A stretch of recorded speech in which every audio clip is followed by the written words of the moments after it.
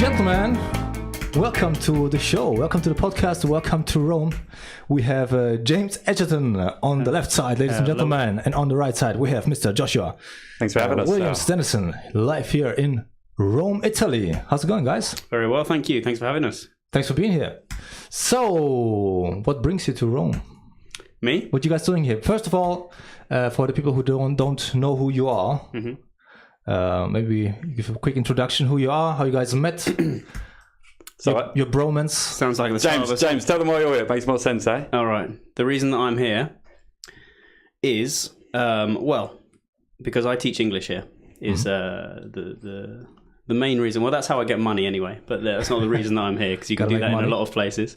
And I was looking to move back to a Mediterranean country about this time last year, and I met a good friend of mine. I should say, Gianni, offered me a job here in Rome, International House Rome, and so now I'm living here, because I was living in Spain a few years ago. Then I moved to, I was 4 years in Spain teaching English, and then 2 years in Latvia, which was quite a brutal change. Latvia, oh wow. Yeah. I didn't know where it was either. And then, after a couple of years in Latvia, I needed to get back to the Mediterranean climate. So awesome. So I was, I had quite a large net in which to search for a job. You know, quite a large sort of geographical area: Portugal, Spain, or Italy. Okay. And I was fortunate enough to get an opportunity here. So awesome. That's why I'm here. All right, Joshua. Well, James is a friend of mine from school, and we're both from a small town called Horsham, just about an hour south from London, near Gatwick Airport. You know, Gatwick. If you fly to England, you often go to Gatwick, and it's. I've been to London, but I could barely pinpoint any other places. Probably. Yeah, it was just an hour south from there. And it's, I love England. Yeah. But have you been anywhere else other than London? No, not really. But I love England. I'd like to discover it. You know. Yeah, anytime you're down, you'd have to. Maybe I should get myself a setup like this, and you can swing by mine. Yeah, totally. So yeah, I'm here this weekend because I'm running Rome Marathon tomorrow. Wow. April 7th, which is my birthday as well. Crazy. 29th birthday. Wow. Why? Why? Why would you do that? Why go through so much pain? Why? Yeah, it's a good question. I don't know. Don't know what takes you. Well, I've been running. I've been running since I was about 14. And that's how me and James are friends. Actually, we were at school together, and we were friends at school, you know. But we became closer after just at the end of school. I remember how we met. Oh, how romantic! Looking back on where we first met. Well, this is how we became friends. Anyway, we met in school. We were in Spanish class together, and obviously James came a bit further on in his Spanish than I did. But when you left school, we were both going to the gym, and then when we left school, you had a routine which involved two people, didn't you? Yeah, it was a gym routine that I was given, and I needed a partner. Okay. So we got. He thought, who can match my strength? You know, maybe better than me, and I was the man for the job. Who could I teach? Who could I dominate? So he was the one. yeah, and this is how we met, and then the running came. We used to push the weights and everything, get bigger, and then the running came along with that. You know, just to lean up, I suppose, and then we didn't get that big.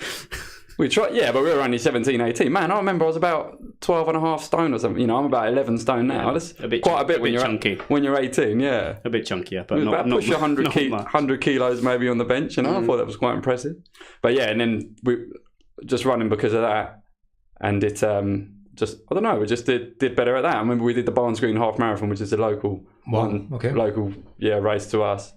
And I ran it with you, didn't I? And I said, I'll stick with you as long as I can. And we ended up going till the end, until the last stretch where James just edged me. I have a good photo of it on my mum. No, we had a good sprint finish. It was all very friendly until the last 100 meters.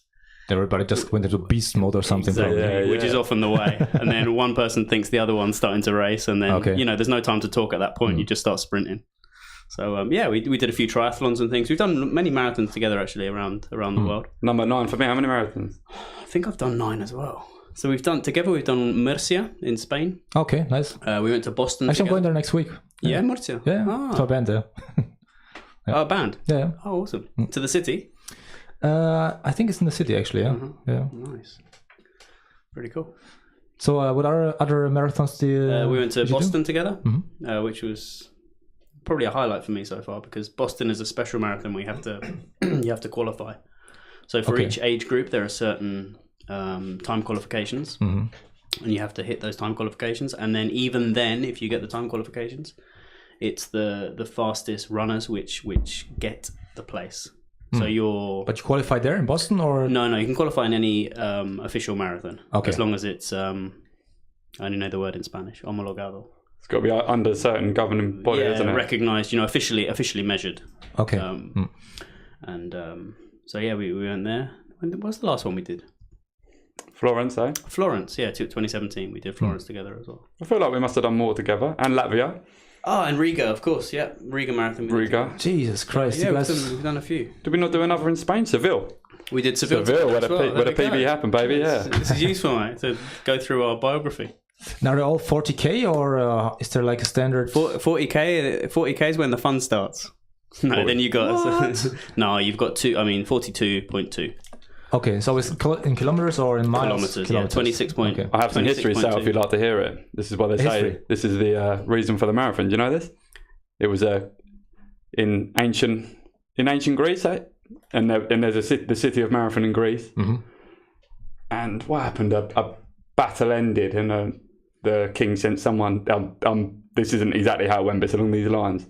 The king sent someone to deliver a message to say the war was over, and he ran from Athens to Marathon. Oh, right. And he died. I heard that story, yeah. But and me and James have run 9, and we're still here, living. I want to fact check that story. To tell the tale. Yeah, Jamie, pull it up. It is. Hey, Jamie, where's... I've told someone that before. I have no Jamie, I'm sorry. No money. I've Googled it before, and it's along those lines. Yeah, that's the accepted story. Actually, we can still pull it up. Oh, pull it up. Sal, pull it up. Sal. Yeah, hey Sal. I pull it up myself. All by myself. So tomorrow's your number 9, is it then? Number 9, baby. And then we have New York booked already. Oh, of course, yeah. We qualified for New York as well, so that'll be in November. So we're both going there. So that'll be all right. Let's number see. 10. A call to adventure.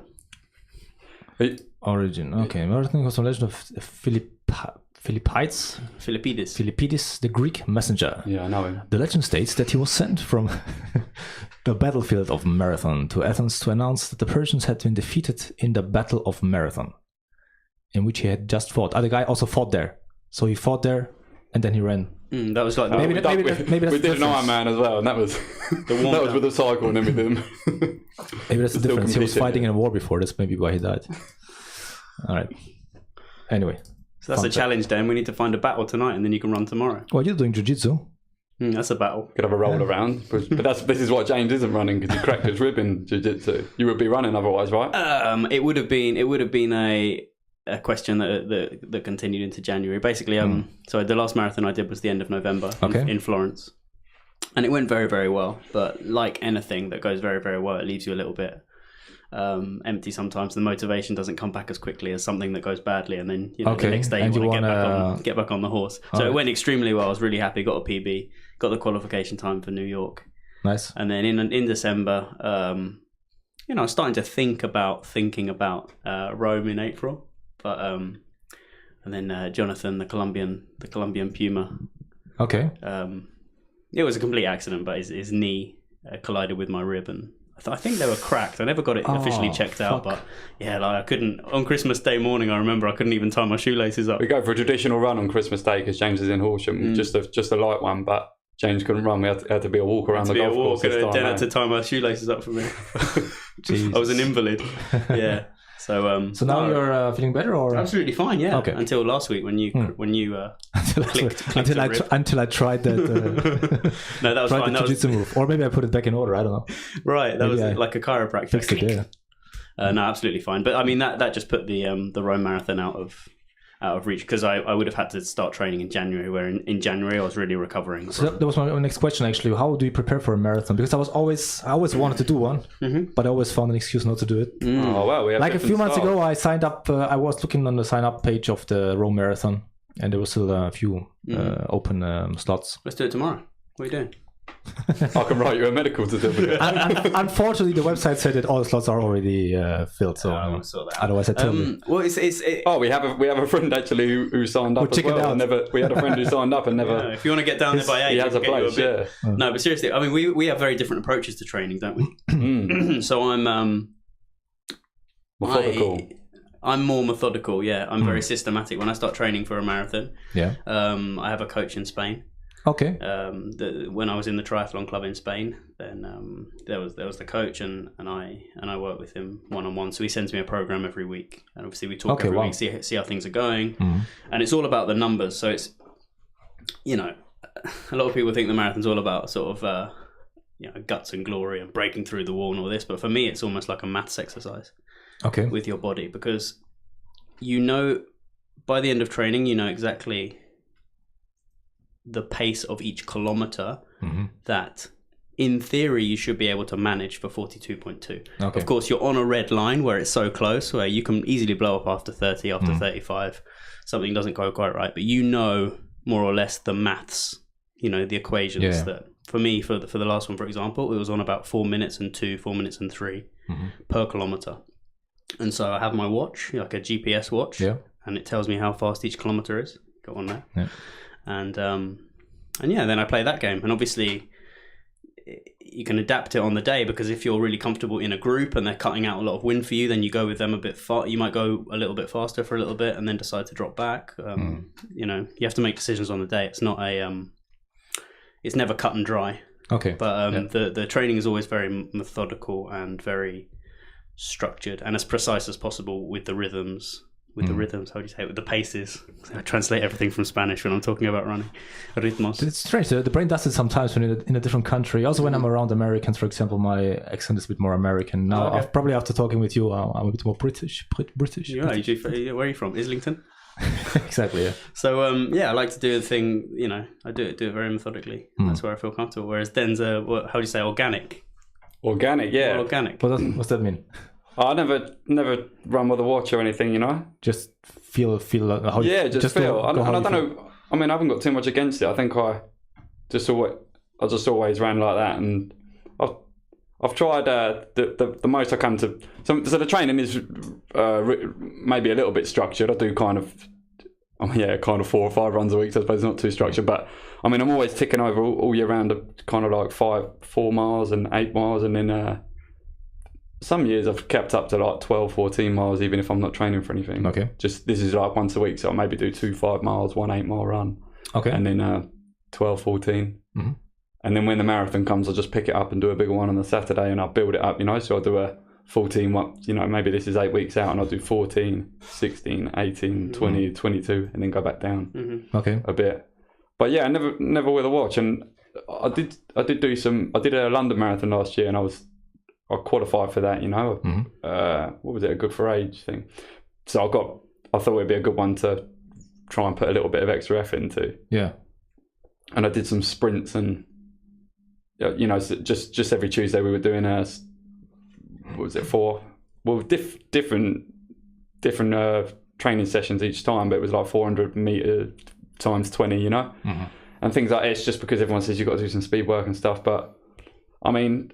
Maybe it would have helped that race didn't go so well, London, because it was unusually hot on the day, and we didn't have enough time to sort of acclimatise, you know. So all the time I've been training, it was cold, and then when it came to the day, it was particularly hot, and you know, I ran much harder. Yeah. Well, look at that fair skin as well. It's not used to it. Yeah, exactly.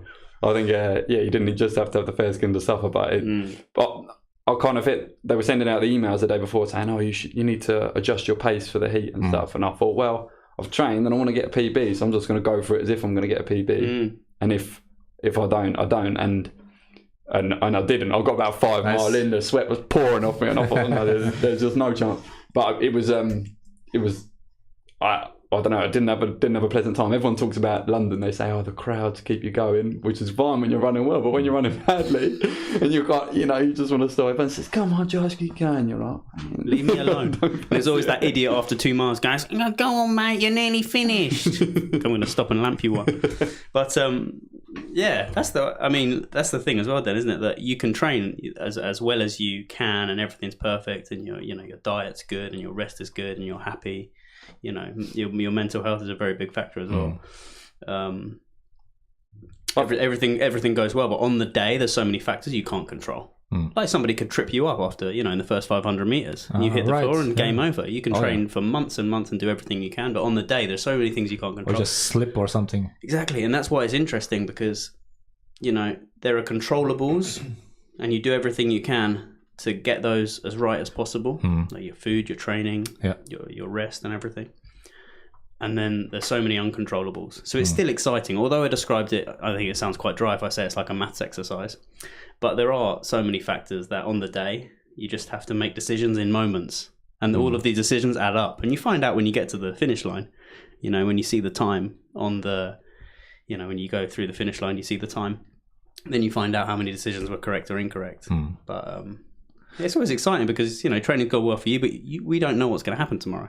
Right. So we're going to find out. And then we'll give it a good go. He'll go till he blows. And I haven't PB for a while. When was Seville? 2015. Yeah, so that's 3 years. I've done London and Riga. Sorry, what's Florence. PB personal best. Personal record in the US. All right. Okay. Yeah, personal best. Is that 4 years since a PB? Yeah. So you peaked at 25. And I haven't really got anywhere. But I haven't got anywhere near. But they're all sort of had reasons. I haven't had a smooth race since then. So. But that's the thing as well. Like when you go out for a PB, like you do, you either get a PB by a minute, or you're likely to blow up because you're on the line all the time. Like you could easily run a steady 255 tomorrow. Yeah. Who wants to do that? Who wants to get a 245, 244? And so you're risking all the time. It's like the more you risk, the more you get, or the more you lose. So it's like a rank list, worldwide rank list, where also your personal best is being listed in a global chart or something? Or yeah, there is. I think you can. Yeah, I think there is. It's mainly a you against you though. It's okay, because for me, it's a very sort of solitary sport. I like to go with Den to races, but I'm not racing. Not racing Den, mainly because he's about 7 minutes quicker than me on the PB. Really?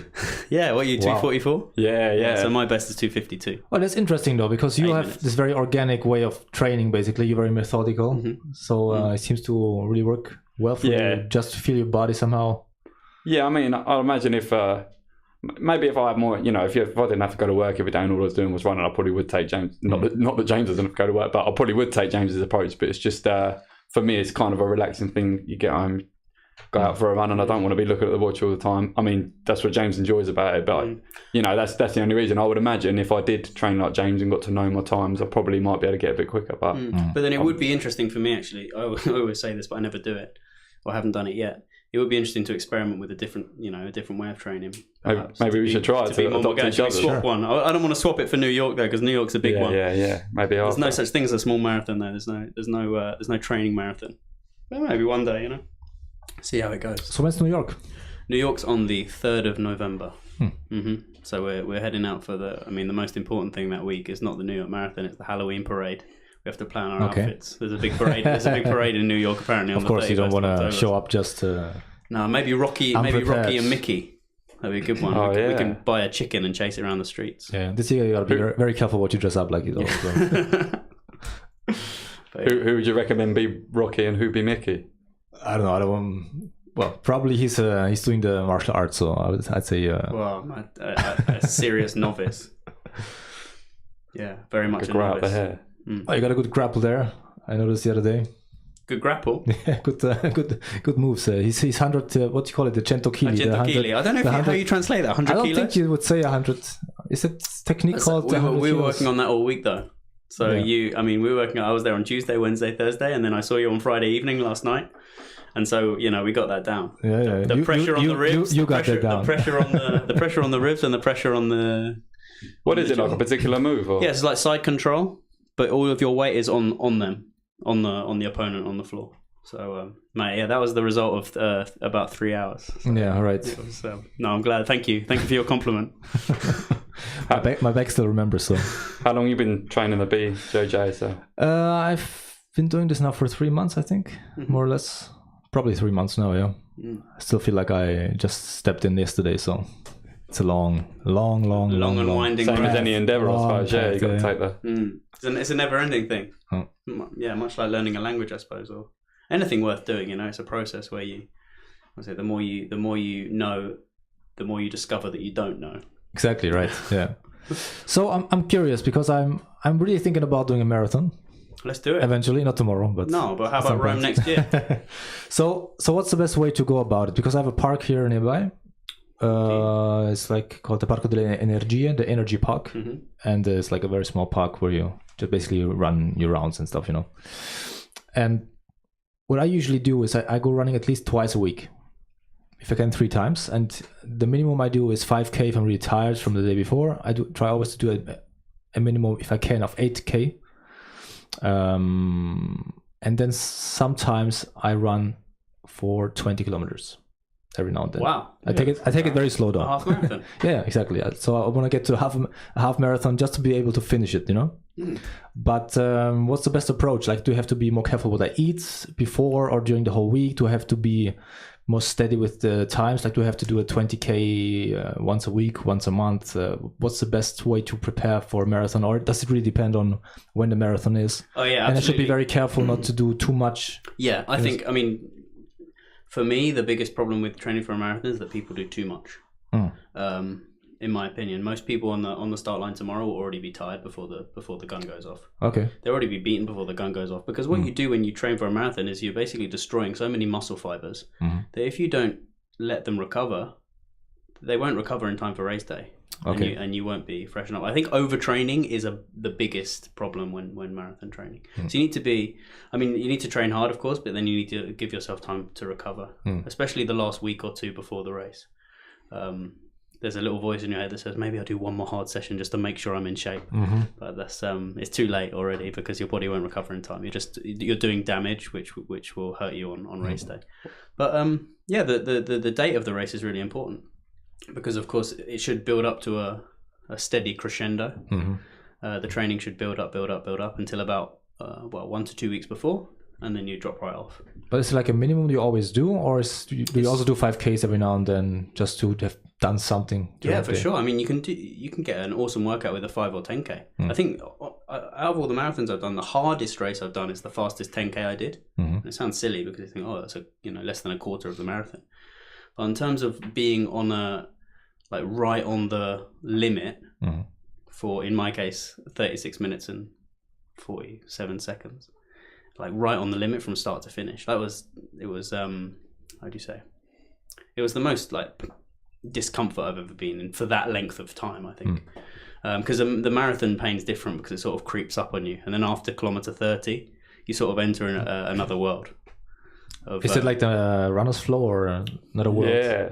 Or is it the world of pain? Or No, it's a good thing. What world are we talking about? I always find it unusual because you always feel like you're going slower, but you're not. You're dead, but your legs are just going. And what it is, because you've trained if you've trained consistently to get to it, then when you're running the big runs, you sort of get tired at those points, and you probably do slow down. But then on the day, if you've rested correctly, like 2 or 3 weeks coming up to it, you kind of have that energy, and you're not used to it because you're not running your best race every day, are you? And that's what we always say, don't there? There's a little bit of magic about 35K. You do get into that runner's flow. 35, Jesus. So it's a magical, we always romanticize it, don't we? But what's the adjective that we invented? Animalistic. It is animalistic. Once you get into sucker, just a fistful from your face. Sorry, just a fistful. I just want to say that. We learned animalistic from James Dye one night in town, wasn't it? That's right. Yeah, he was drinking. He was very, very drunk, and he said, "Let's get animalistic." And now we use it. We use it in a more productive way when we talk about marathons. So yeah, I mean, after 35 to 42 really is. You can talk about it, but you really need to feel it because you experience a lot of emotions. That part of the race is where it can really get away from you, or you can achieve what you really have trained to do. And the feelings of just utter exhaustion, but you've really got to push through, or you have to push through.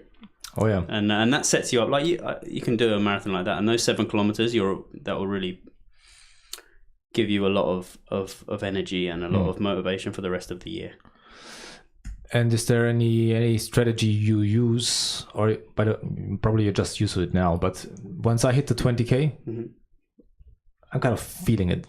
You should be. 20K. I'm like kind of feeling it in a. I'm not sure if it's like, if it's really the problem. If the problem is the breath or the pain in the muscles, or if it's just fatigue. I mean, breathing's important. I mean, there's so many things. It's hard to divide one out and say this is the thing that's the most important. Breathing is super important. I have a friend that runs, and she sings while she runs because She sings. Yeah, you're a musician. Yeah, no, but singing's all about the breath, right? Yeah. About controlling the breath. I never tried singing while running though. Yeah, and she said it's a really good way to work on your breathing skills. What does she sing? Rap? No, I don't know. Wiki wow. Yeah. It was horrible. Horrible rapping. I'm not a rapper. But Jim West. By the way, take some water here. There's Fizzy one there and what's the one thing? Naturel here. I think, man, if you can run 20k in training, you can definitely train up to a marathon. So this would be my advice. Though. I'd say try and get more consistent with the 20k, and I'm sure one day you run through it, and then you'll get like the second win comes. Yeah. And also, after 20k, have you ever tried Have you ever tried a gel or any? What do you drink or eat during that 20k? During? Yeah. Nothing. Water? Yeah. Just water. Really nothing during. No water. No water. No. I just pump through. That would be a good bit of a good experiment. Okay. Take a bottle of water or stop at one of these Nasone. Okay, yeah, Nasone. For everybody who doesn't know, in Rome we have these what do you call it? Water fountains. Drinking yes. fountains. They have the form of like the tube has a form of a nose. Who's that Muppet with the knob nose? Ah, right. There was a Muppet. You know the one. Then he's got a nose like that. No. Let's pull it up, Jamie. That's non-existent Jamie. All right, let's see the Muppets. The Muppet with the knob nose. But probably if I type in nose, there's something pedophile comes up or something. The Muppet nose. Let me first load this here before I put it up on the screen. This is that guy. So a couple of snouts. Me. No. The snout doesn't look like that. Thank God, I wouldn't drink out of that. Gonzo. Is it Gonzo? Gonzo. Yeah, I think it's Gonzo's nose. I'm not sure if I can show it actually on YouTube. Otherwise, they copyright infringement or something. That's what Jamie says.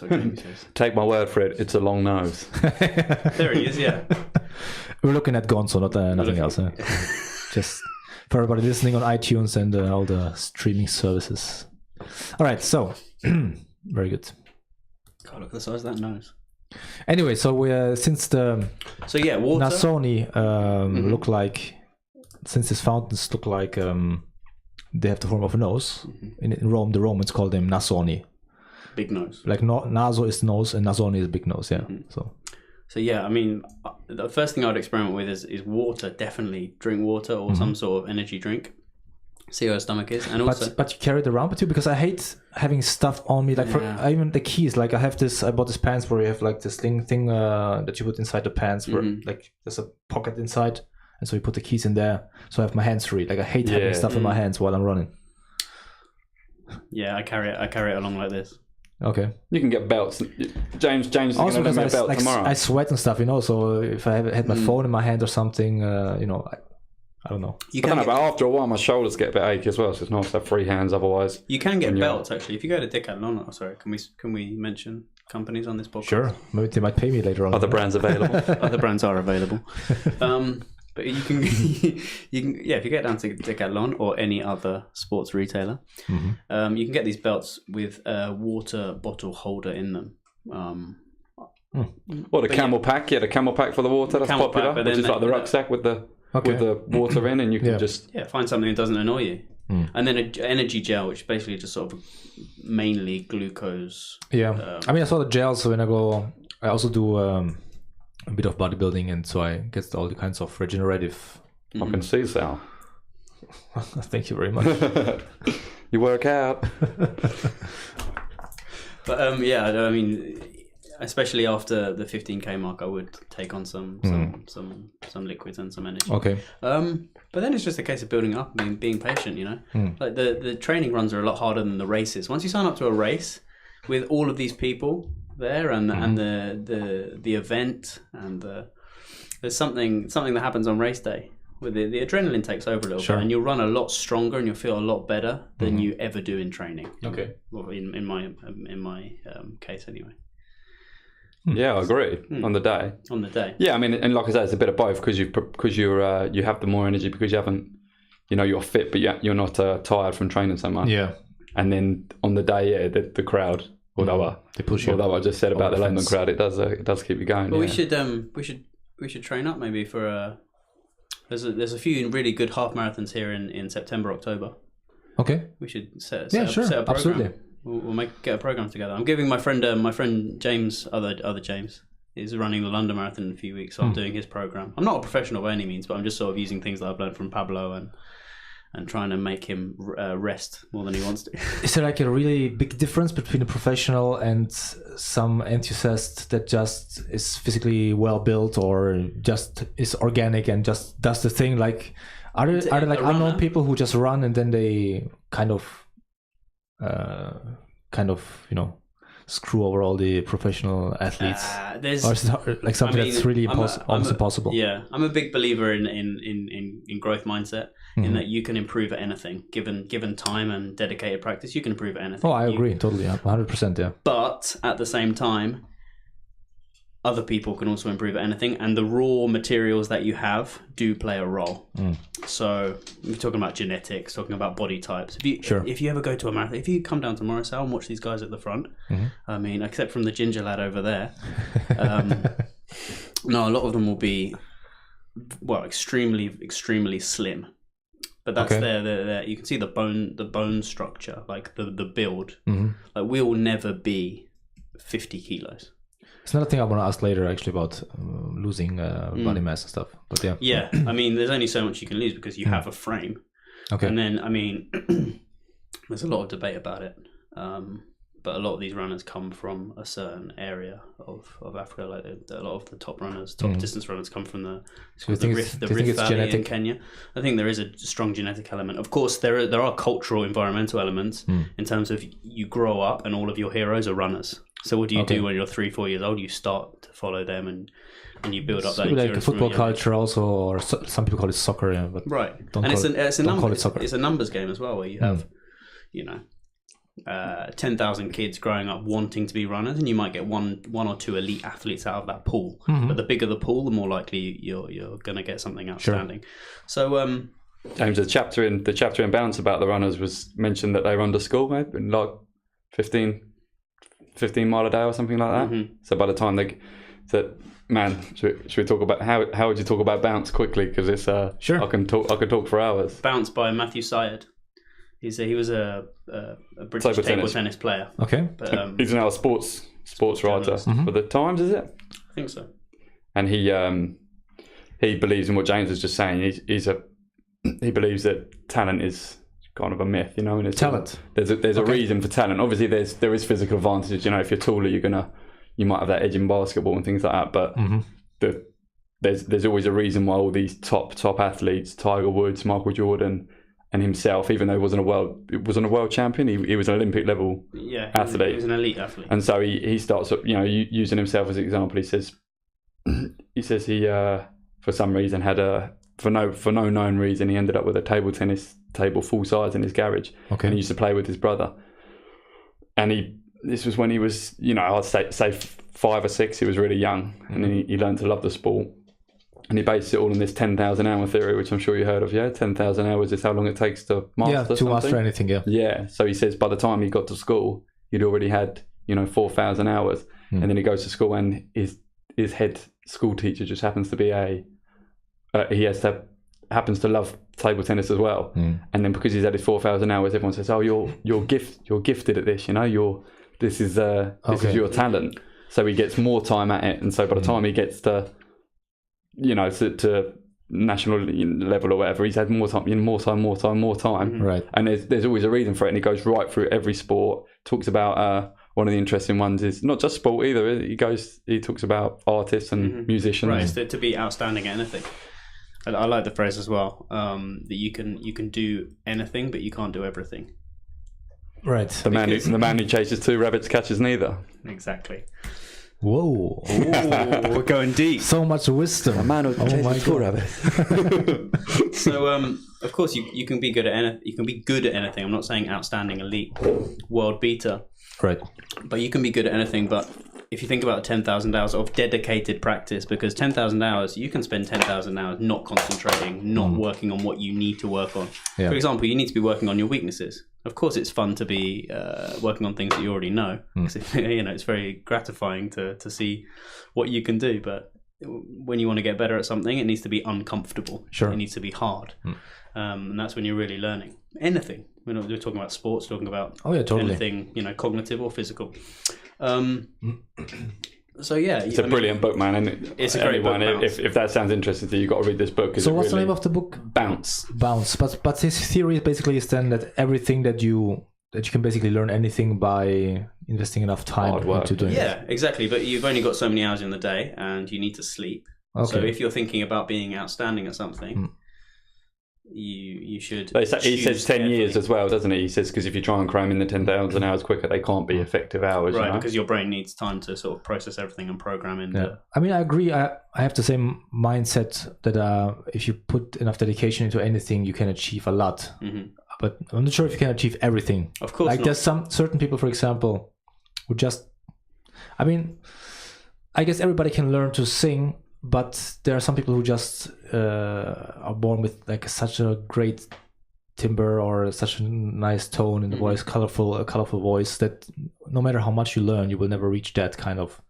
Maybe in something like singing. There are certain biological limitations, for example, right? Of course. I think you start with a certain level biologically, but then environmentally you can develop that a hell of a lot. But I did it with a friend of mine, for example. Like we said, he's Dutch. He lives in France now.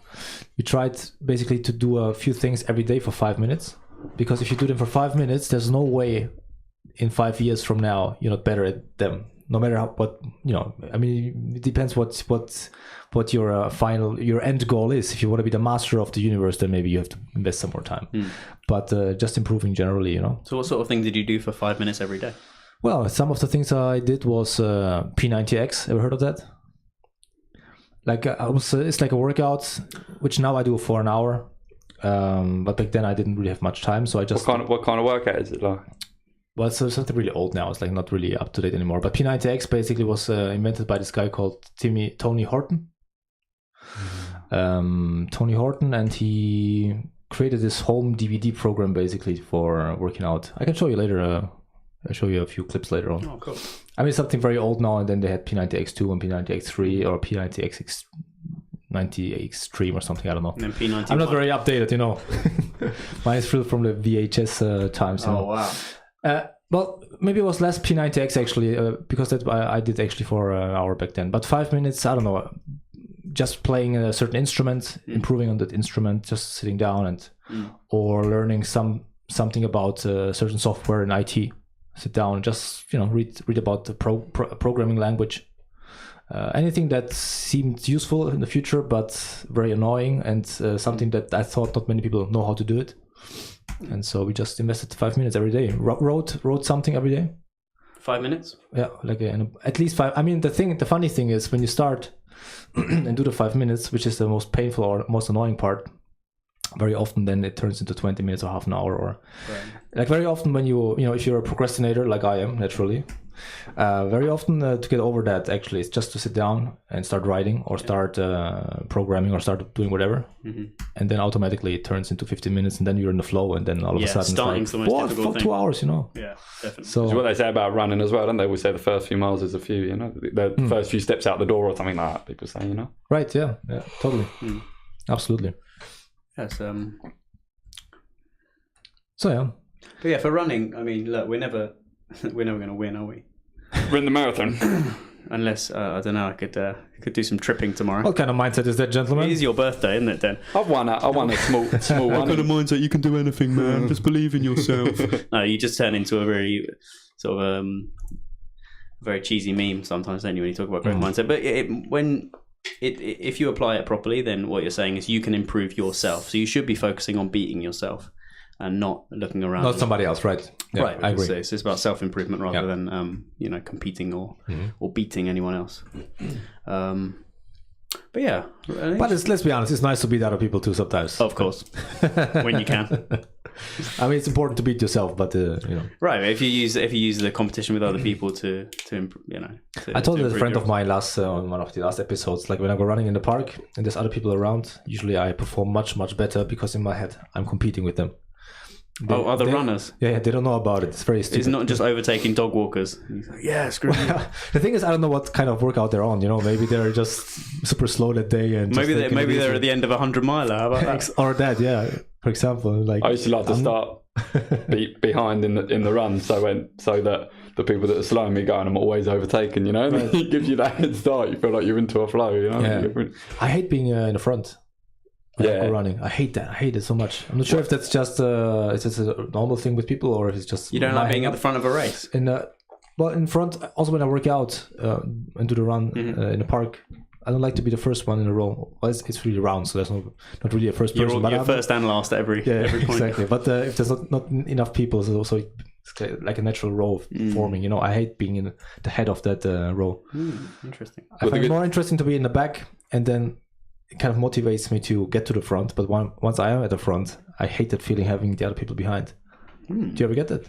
Yeah, no, this is what I'm saying. Yeah, when I used to like to start late, so that when I started, you're always catching up. But I don't do it anymore because I don't know, if you want to run smoothly, you don't want that kind of having to dance around everyone at the beginning. You want to be out with the guys who are running the same pace as you, and then you can get into a flow quicker, because there's always going to be a bit of a bit of hoo-ha at the beginning, just where everyone's trying to traffic find their That's what happened in Milan. I went to Milan a couple of weeks ago to try and run a good 10k. I was training quite hard for it, doing a lot of short sprints and things, and I was quite confident. I felt good. And talking about earlier about the controllables and the uncontrollables that are controllable for me, you can train as much as you want, but if you're not well placed at the start line, like you're finished. And who places you? Like, is this a random system? Well, in the big races, there's often a system or that you put down your estimated finish time, or you put down some evidence that you can run that time. You've run that sort of time before, and then they'll put you into in Italian it's griglia, starting pen, starting box, grid. Yeah, but they'll put you basically. You can only enter the start in a certain position with other level runners more or less of your level. But in this race it wasn't. It was a free for all. So I was out. Well, it was actually it was a debate in my head. Should I join the line 45 minutes before and get in a good position, or should I make sure that I need to do everything I need to do, i.e. bathroom breaks, etc. Okay. And so I chose the latter, and I made a huge mistake because I couldn't run for the first 3k, and by that point it was too late. Crap. So these are the decisions. What's that phrase? You win or you learn. Right. I definitely didn't win. So next time I'll go to the bathroom earlier and get in the line. I'd say in a lot of them it's not organised. They just have some people run with a balloon with their type with their paces. A balloon, and they have or a sign, and they just have say you're doing a half marathon, they have the 110, the 115, 120. And they have these guys are pacers, so that if that's the time you're aiming for, you can run with them. And you're just sort of expected to organise yourself a bit at the front, They're not always it's sort of dedicated etiquette. slots for you. It's unwritten etiquette, and it's not anyone's fault, but a lot of people that run first time just sort of don't know. Go to the front. They don't know, and so I feel bad because I get a bit angry with people. Like if I know that you're walking, why are you starting at the front? It sounds totally like something I would do. Like I was already planning in my head. At the front. I already planned in my head to sign up. You. To sign up for. James would be pushing you over. Give you the old stiff arm on the back. Like jiu-jitsu.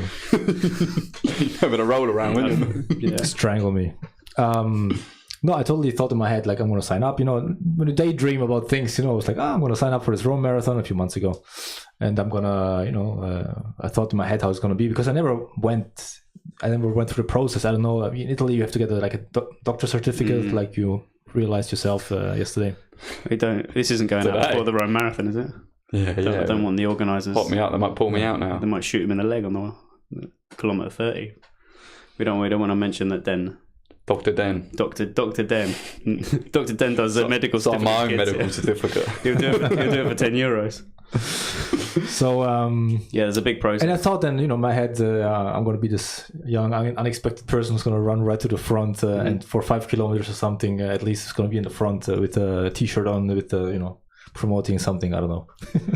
and then who gives a crap what happens after that? But at least be on the cameras for a while. Yeah, for example. Yeah. Hey man, have you got a T-shirt? I'll wear it tomorrow. Maybe we can find a print shop or Late- something. we were late on the Print it out merch. last second.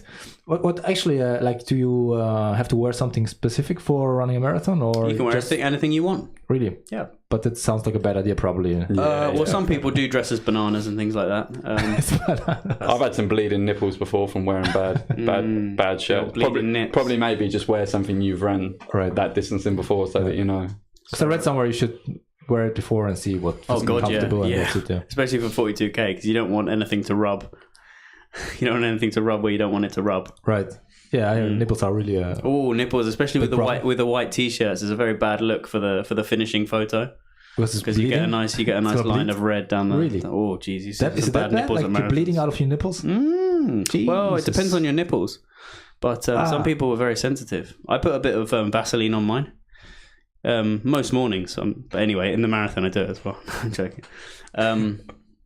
But yeah, a little bit because a little bit of rub. I mean, the thing it's like taking a t-shirt and rubbing it against something for nearly 3 hours. So you want to be well lubricated. Sure. That's your nipples. Remember. Remember. That's your nips. So yeah, nipples. Right.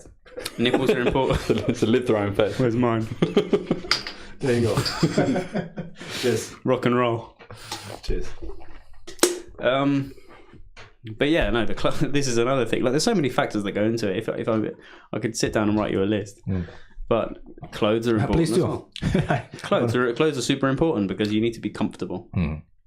Shoes are really important as well, of course, because you know people choose the wrong shoe and get injured a lot of the time. So it's really Is there anything you should be looking out for when buying shoes? Like I just got some at Decathlon, which is probably not the best place to get them. There are other sports retailers. Real ones.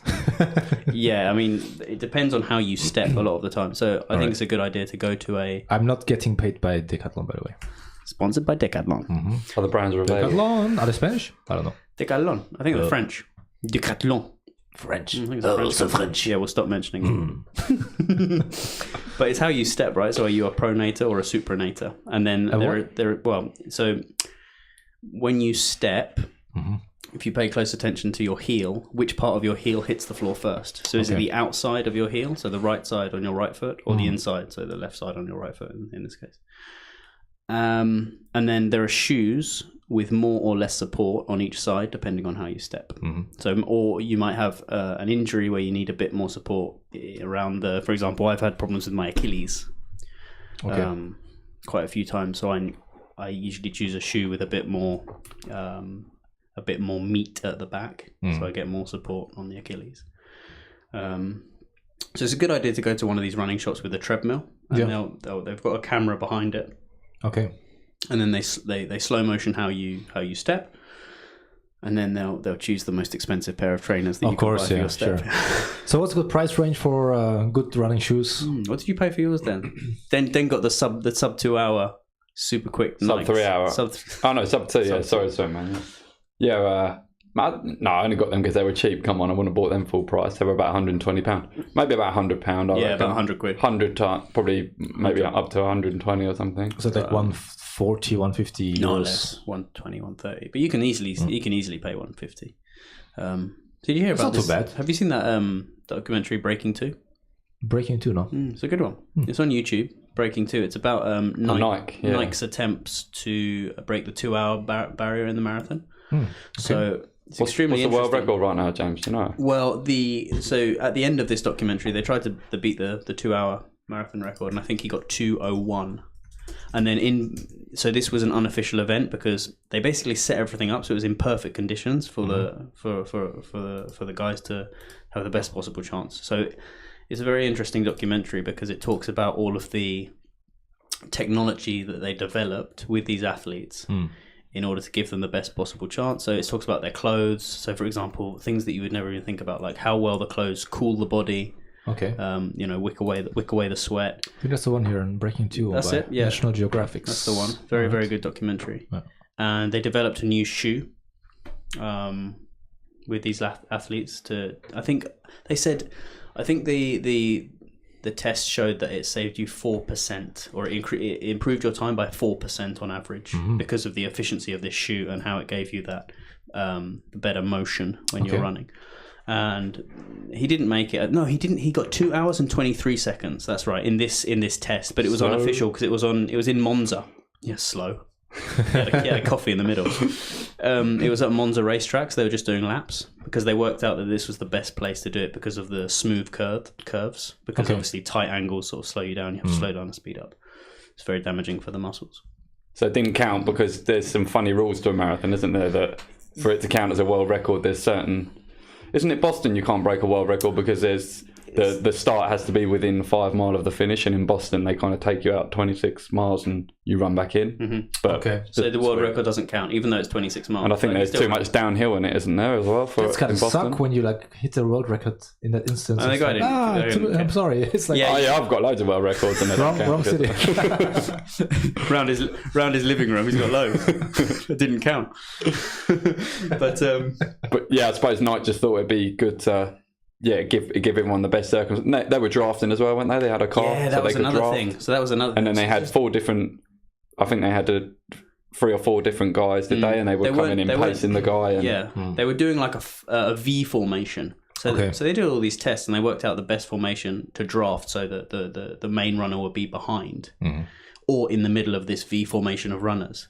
And then the pace setters would swap in and out, and they were practicing this, and they did it super efficiently. Like if you watch the documentary, you see that they just drop out, and then other ones come in like straight away.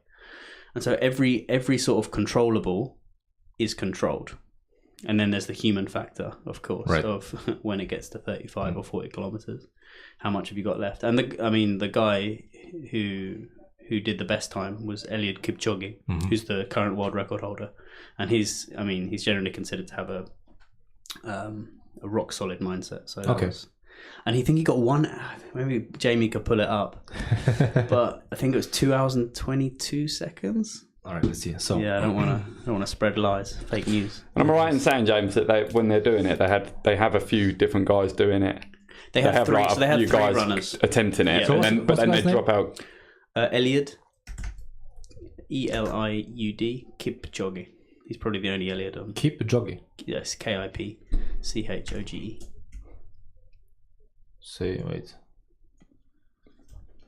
Say I? No, wait. Ki. Kip, and then same word. Choge.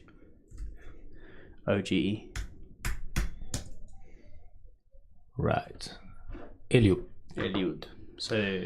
All right, let's see. His world record was in Berlin last year. I think it was 2:01 something. All right, let's bring that up. Champions records, 2:18 competition record, national titles. No, marathons. Let's see, the last one, Berlin, 34 years old, which is 2:01:39. 2:01:39. So that's the current official world record. Is there his breaking 2 time there? Because I think that was 2 hours 22 seconds. I think. Let me see if I find something. Notice our other competitions. Maybe if you Google breaking 2 Kipchoge. Nike breaking 2 attempted the first sub 2 hour assisted marathon in the Nike break and G2. That's the one, right? Months of it. It was paced by a lead car and supporting runners joining in stages, both considered illegal under IAAF rules. Screw the IAAF. Yeah, screw those guys. Screw them. I'm going to make a citizen's arrest, Nazis. The race started at 5:45 local time on the 2.4 kilometer track. How you pronounce his name? Kipchoge. Finished in 2:00:25. 25 seconds. Yeah. While the other 2 had to slow and finished what? The other 2 died. Slow and finished far behind. I mean, the runners planned even 14-13 5K splits to break 2 hours. His 5K splits were, and here are all the numbers. Yeah, they're so I pretty think the other guys numbers, did the other guys break off if they know they're not going to do it because they have other races that they could? No. I mean, they're both finished. To be fair to them, but it's like we were saying earlier. Like when you're on the red line, you either just make it or you blow up, and you're very far away from it at the finish. There's not really a middle. There's not really a middle ground. Okay. Most of the time, of course, Eliud Kipchoge was so very, very close. And if you watch the documentary, it's just the last few kilometers where he starts losing these seconds here or there, and then they add up. So maybe one day it will be sub 2. Yeah. Wow. But I mean, every single factor that they could control, they controlled. maybe it's just a question now of sort of human genetics developing, in a generation or Weren't two. they saying that 10 years from now or a few years from now they're expecting it to kind of that biologically we're going to be capable of breaking it? I mean, I'm not a scientist, so I don't know how long it takes for genes to develop. I'm sure maybe the person who can do it is alive today. Maybe they're growing up as we speak. We don't know.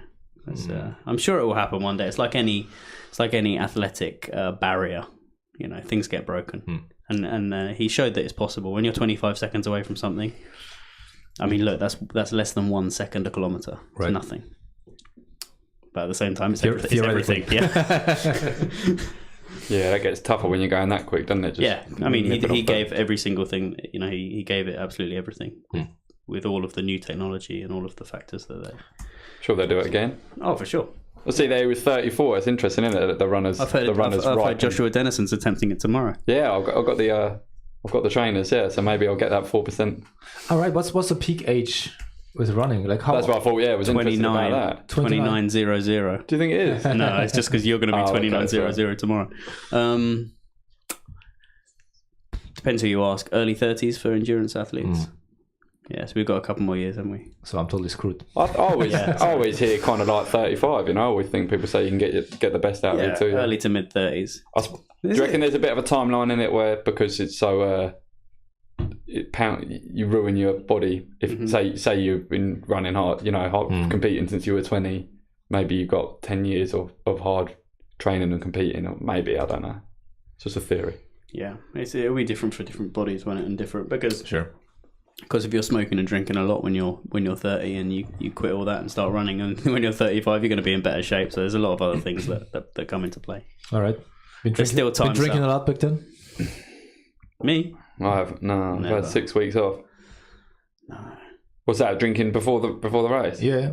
No, not right before, but in the past. Like, did you have a period recently or in the past? We treat it a bit like Ramadan, don't we? The month before the race. Yeah. But the opposite of Ramadan, where you are eating and drinking, but trying to eat and drink as clean as possible.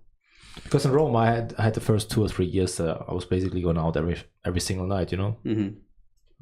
But I guess that's. Oh man, yeah. I guess that's I can. Yeah. I guess that's normal, My life's become quite wild, Sal, because sometimes between Monday and Thursday, I mean even Monday and Friday, sometimes I might go out and have one drink. Wow! And this is unheard of for me. I'm quite a hermit. All right. I like to wake up early, but in the evening I'm usually dead. So Rome, although it's a very minor boast. Brought out the devil. It's got me out. Brought out the devil in me. A spritz on a Wednesday. What time are you getting up? Usually it depends on the day. 6:30. I worked out that if I want to see the sunrise, though, I've got to get up at 5:30. Wow. Get on my bike, but it's definitely worth it. Like I've been down the Appia Antica a few times, and riding around Rome when it's deserted is just incredible. It's also a bit safer, I suppose. A lot safer, but when you see the Trevi Fountain with, there was one guy there. It's just it's absolutely That's beautiful. true. But I'm definitely an early riser, an early bird, and then I thought by the time it gets to 9:10, I usually start to droop. Time to go quite sleepy. Badly, yeah. Time to go sleepy. Oh, I'd love to do that. The only problem is, the gigs usually are late night, so you can't really sustain that. Yeah. What time do you usually finish? Well, it depends when. We start typically at around 10:30, sometimes 11, depends where we play. So very often it's like not before 3-4 o'clock that I'm in bed. Yeah, I mean, try and get up at 5:30 after that and game over. You maybe stay up, and then go to bed after. It sounds like right. I did it actually when I was playing in Venice last night. Like after the gig, I went hit the treadmill afterwards. Really? So it was a bit insane, but did you drink at the gig? It was a low key gig though. Like I didn't drink at all. No, it was a low key. Hit the treadmill and you stumbling around. You mean he hit the treadmill? He punched the treadmill. I'll get a bit of sway on those treadmills. I tried to find it. No, it was a low key gig, so I was supposed to play in the background, so it was fine. But I couldn't do that if I would have to entertain people and be like running around on stage and stuff. Yeah, should be maybe if you're getting at 3 or 4 o'clock, the sunset should be sunrise. Sunrise should be that kind of time at some point, wouldn't it? I don't know. Well, if you're in Latvia, yeah. No, about what? It's about 6 o'clock right now. 6:30. It will catch up. I mean, by mid-June it should be what, about 5:30. You might be able to stay up, so go for a do it that way and just live at night. Right. I did the nightlife thing. It's well, then also if you're in a relationship, I think you should try sync it up with the other person. So Of course. it's always a challenge. Does that work for you? Oh, yeah, I mean we work it out somehow. Normally I get up. I try to get up around 7:30, 7:30, and sometimes I do a run in the mornings. But very often, actually, if my partner's still sleeping, I try to get some work done. And let's start the day slow but sure. Then she gets up, we have coffee together, and La dolce vita. La dolce vita, yeah, more work. Well, then usually Mondays, Wednesdays, and Monday, Wednesday, Thursday. But then that's later, and Friday mornings I do then the jiu-jitsu lessons. How are you finding it so far? Huh? How are you finding it? Well, it's awesome. It's like it's amazing. It's really. I like the fact that everybody there is very respectful. Like it's not this macho kind of environment where people are just showing off and it's like young kids without too much testosterone and trying to get things out of their system. I'm gonna beat your ass.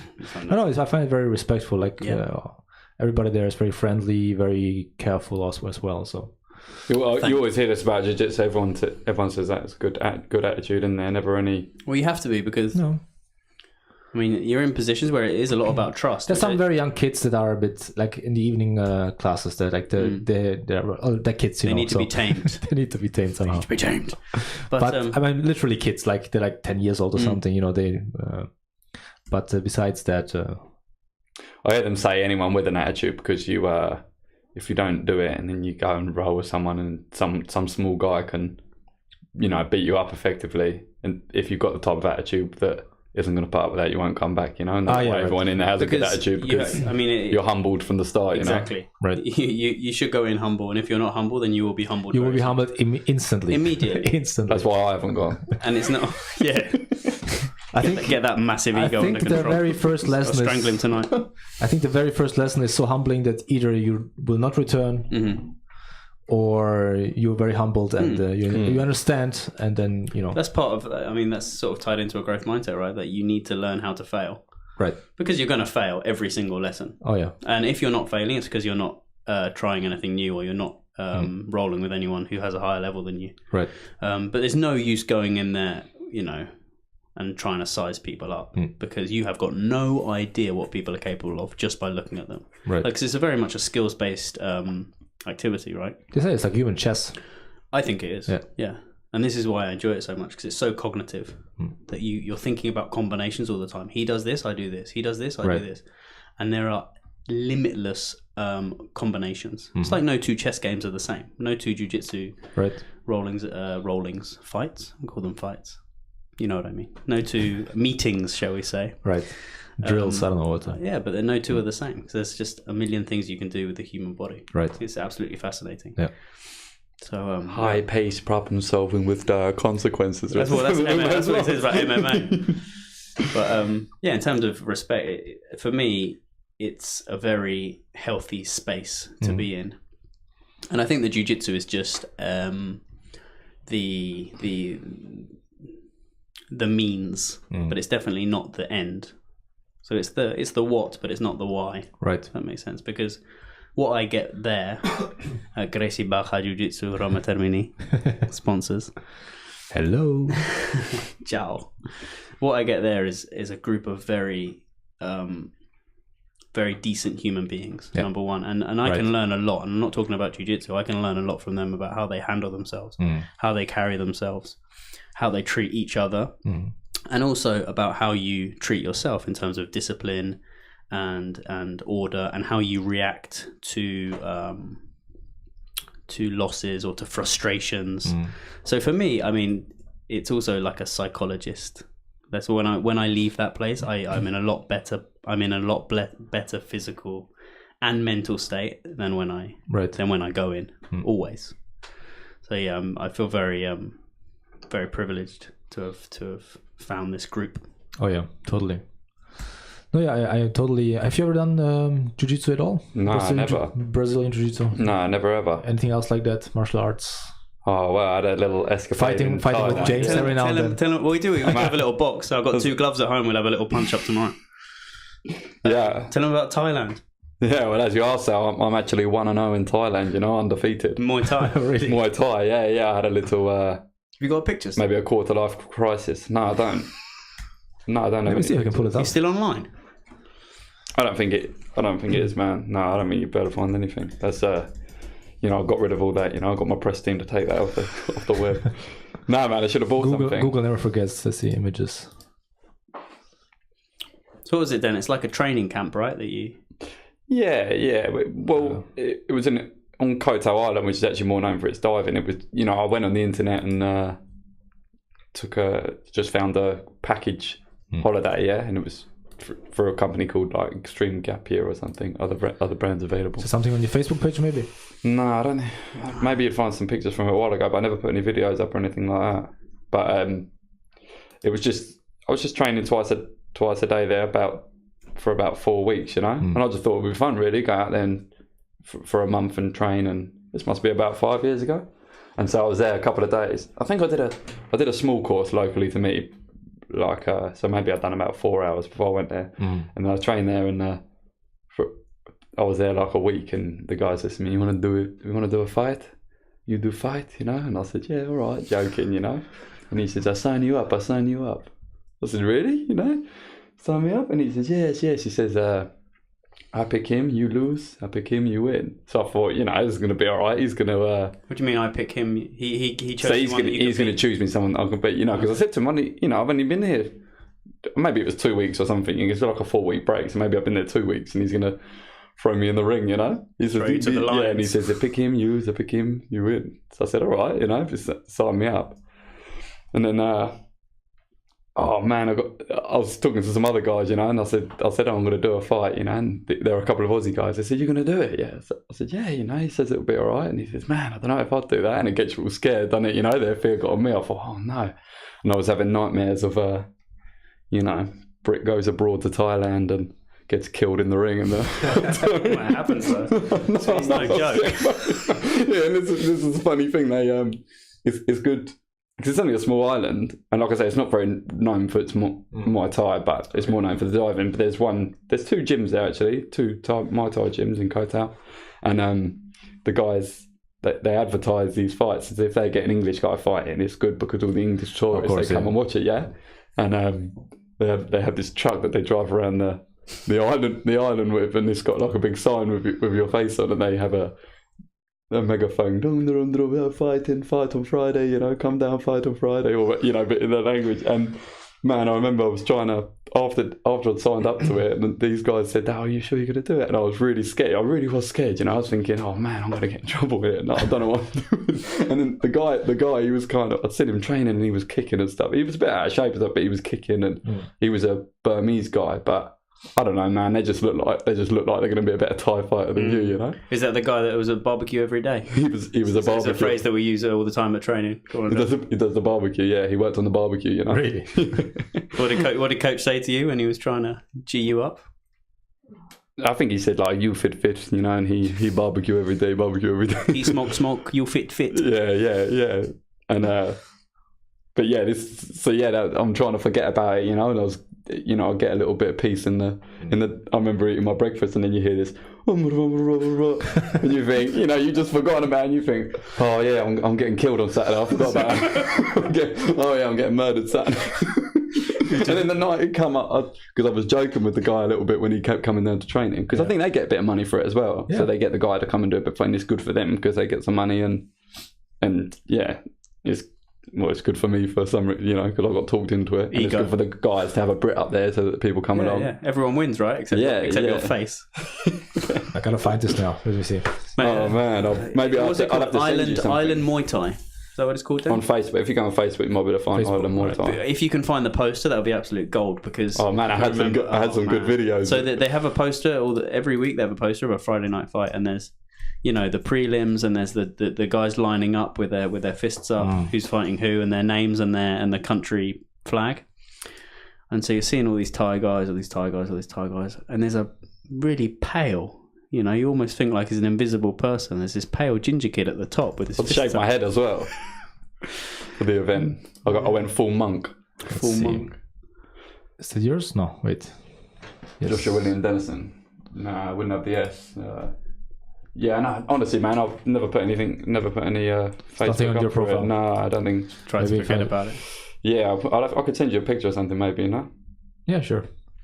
We'll dig out that. Would I have to put on a video or something now? You won the fight, didn't you, then? Yeah. So, but when I got there, I was really scared. I have the full fight on video. I have a video I could dig out on my laptop, But so I get there. I've been joking with the guy, a bit of banter, and then the guy you're fighting. The guy I'm fighting, and when I get there, I kind of give him a jokey little nudge, and he's like, got his determined face, and I'm thinking, oh man, he's gonna kill me, And I've seen him.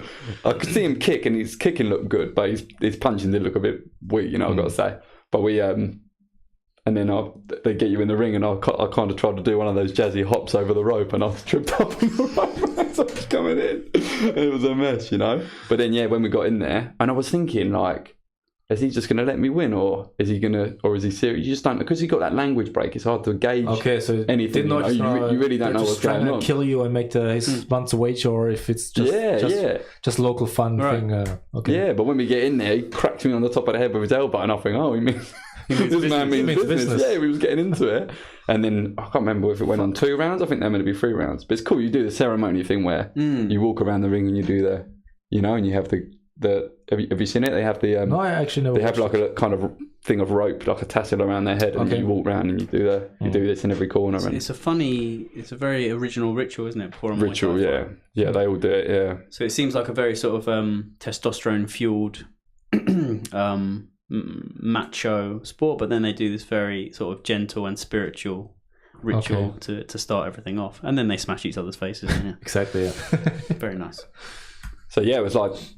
I think it might have been in the second round, and he come out all guns blazing, and I think maybe I did unload a little bit too much in the beginning, but obviously I had the better engine, just because of all the running and stuff like that.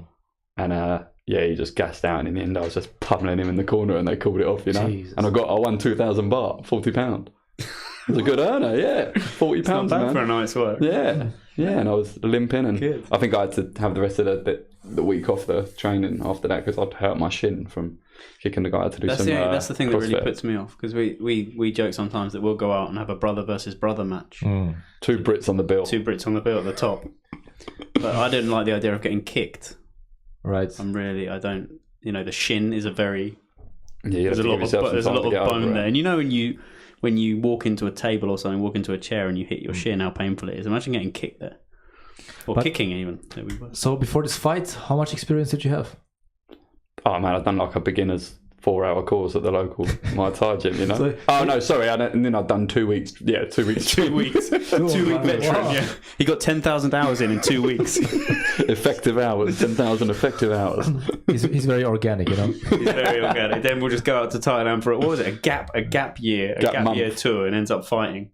Yeah, it ended up fighting and winning. Yeah, undefeated. Came home with a strap. No, I didn't get a strap. But would have been good, man. But when you're talking about your jiu-jitsu, I think about it with the Muay Thai. When you're talking about the kind of psychology of it, it was what was kind of similar to that was the kind of action reaction thing. So you're fighting, they move like this, and you understand it a little bit when you watch it. Once you've done it a little bit, and you're moving around, and it's you're waiting for the guy to throw, and you're fainting, and because whatever he does dictates your reaction, and it's reaction, isn't it? It's all about reaction, So he for example, he'll throw a kick, and then you move this way, but you're loaded up. You'll move, and then you're loaded up on the left ear. So if he moves back, you can come through with the cross or the kick, or the kick, depending on how far away you are and things like that. So it's all about. I don't know. I suppose before I figured you get in there and you sort of get, but it's more about. You thought you were Rocky, testing each other, Yeah, it's all, and then they, like when the boxer, they use their jab to find their range, don't they? And then load up, and then load up and things like that. And you understand that, you learn that about it, and it's kind of very cognitive. Yeah, it's something very you can. Cognitive. And people, I mean, with any combat sport, I think people underestimate it a lot. because it does look so primal. It looks like you're throwing two hens in there and then just, there's no method. It's just madness. But you have to think a hell of a lot, and it might be a different type of intelligence than book intelligence, but it's a very, very high processing individual that knows all these combinations and programs all these movements. Well, I'm still a novice, but as far as I understand, it's very strategic. There's a lot of technique and a lot of processes that you have to follow. That probably an untrained eye just doesn't see. I mean, for me, the martial arts, the first time I started doing that, it was with jiu-jitsu now, Brazilian jiu-jitsu. I have a cousin and an uncle of mine that do karate. Oh, yeah. How's the English? Karate. How do you say it? Karate? Karate. Karate.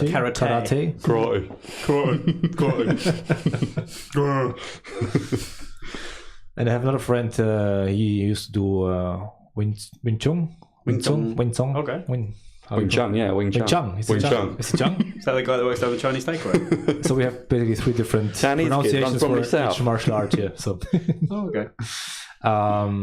Isn't that Bruce Lee was Wing Chun? Was it Bruce Lee came up with Wing Chun? Wasn't it like a kind of didn't he amalgamation do of that? different sports? My knowledge about all this is very non-existent. Let me check. Let me check actually Pull it up, before I say Jamie. it. Yeah. Hey, Found Jamie. He was the CEO of Wing Chun. You should make a T-shirt. I have no Jamie. I am Jamie. I am Because Jamie. no one's ever seen Jamie. He's a mystical figure. Sal/Jamie. What were we talking about? Wing Chun. Bruce Lee.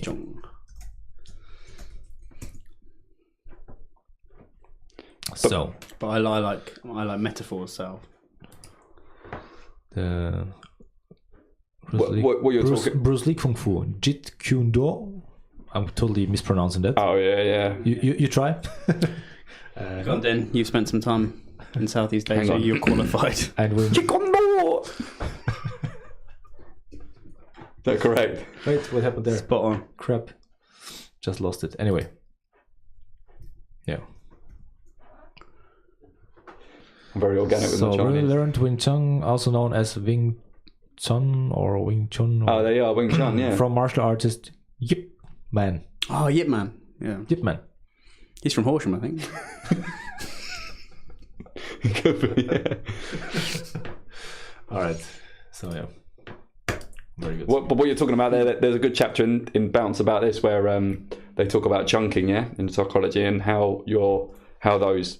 So I don't know, maybe in jiu-jitsu you're learning something and it's like, I don't know, maybe I have to think of a better example than something I haven't done, but say it's like put your arm around him and then do this and then do that and then do that, and then over time that becomes one thing, rather than four things. And that's what they call chunking, which you put experience in music and it all becomes one thing. Learning a language, right? You start with individual words and then you learn how to put them together. And It's like driving a car too. It's like Driving a car, any it's a skill, perfect analogy is driving a car, isn't it? Any skill is a series of movements. Four stages of learning, 4 stages of learning, which is the first one is oh man, I forget this every time. The first one is incompetent. Hang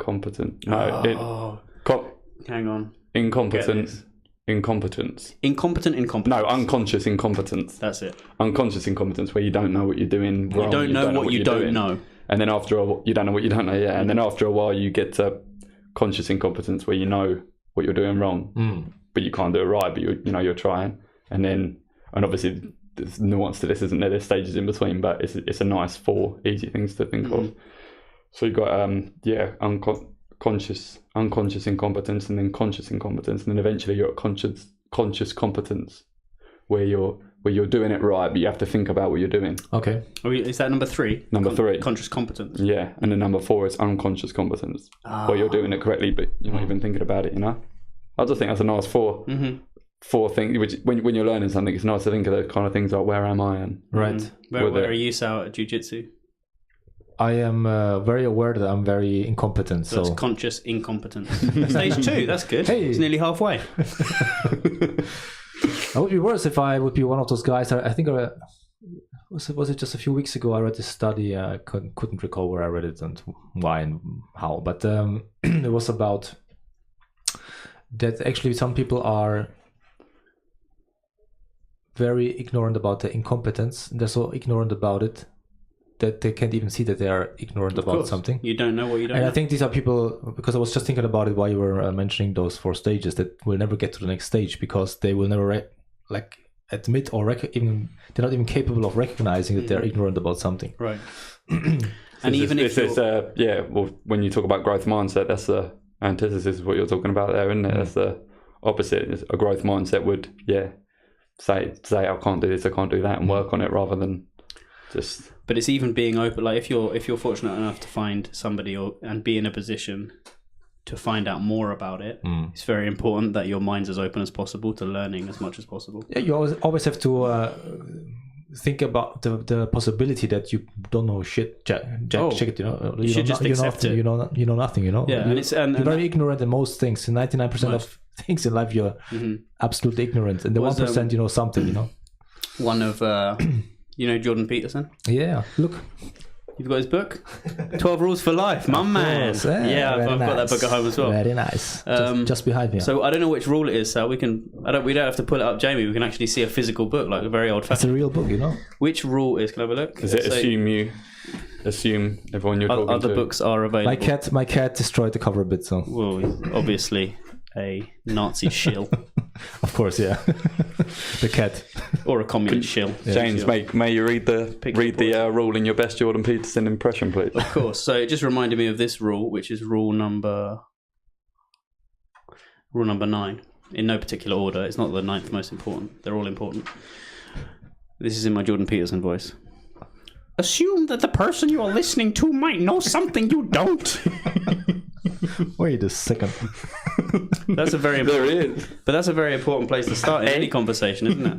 That if you think this person might know something that I don't, and that I can learn something from them and develop my knowledge and skills, even if it's something that seems mundane, you know, everything adds up in the end. If you go in with that attitude, then you learn a lot quicker.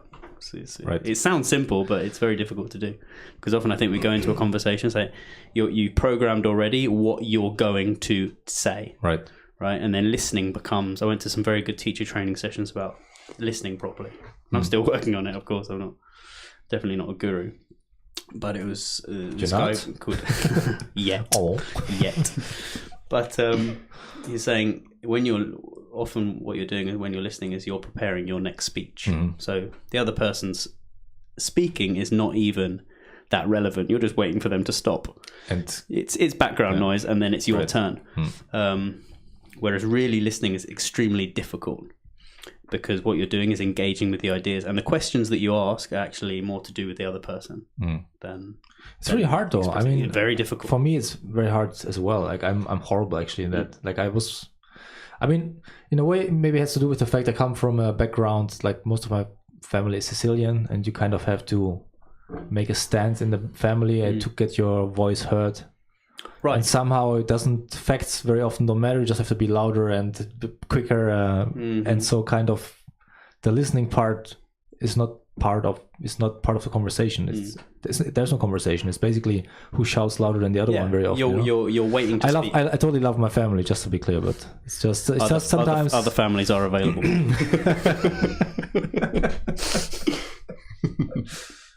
Right. But it's a very difficult thing, especially when you're teaching something, or even just a general conversation with a friend. You start to notice what you're doing seemingly subconsciously, like your thought process. You start watching your own thoughts like a film, right? And why am I doing this? My friend's talking, he's telling me something, and I'm just in my head. I'm going, yeah. The worst thing I think you can do is when you have a mental file and they start talking about, I don't know, lightning, and you go in your mental file. Everything else they say is background noise, and you go, where's L? Open the file. L, lightning. Oh yeah, I've got a lightning anecdote. And then as soon as they breathe, you're like, oh yeah, anyway, this thing happened with me with lightning. They're the worst. They're the worst listeners. I know a guy. I will not mention his name now. Well, I'm not going to even tell the story because he's going to listen. He knows I'm going to talk about him. But oh my God. Like, these people who, if you have a conversation with them, you just talk about themselves the whole time. I think. Anyway, I wanted to talk a bit about myself. Yeah, go on, sorry. Back to the running. Yeah. Anyway. Yeah, no, definitely. That's yeah. So what's his horrible. name? Sorry, I tell you. is he a friend? not after this. Do you never feel like you've had Not after this. He must not- be he must be awful at this, because all you've said is he's a guy who likes to talk about himself. He's going to know who he is.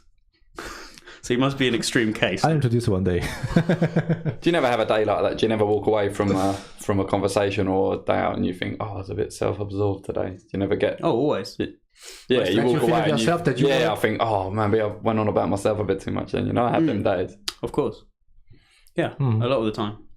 But it's a learning process. But If you this guy notice is, that, when you notice that, then it's less likely to do it again. Yeah, check And of yourself. course, it's a balance. Like if you're having dinner with someone, it can't all be about them. You got to find some sort of balance without being too. You need to find the common ground as well, don't you? Yeah, definitely. Because And you otherwise... can't be just passive too, otherwise people think you're Exactly. not even there, you know? Otherwise, exactly. It's like, oh, well, yeah. Or What do you think? they about- might even be offended. It's like, oh, you're not interested. that you're not offering anything of You yourself. didn't You're not shut up opening though, you know?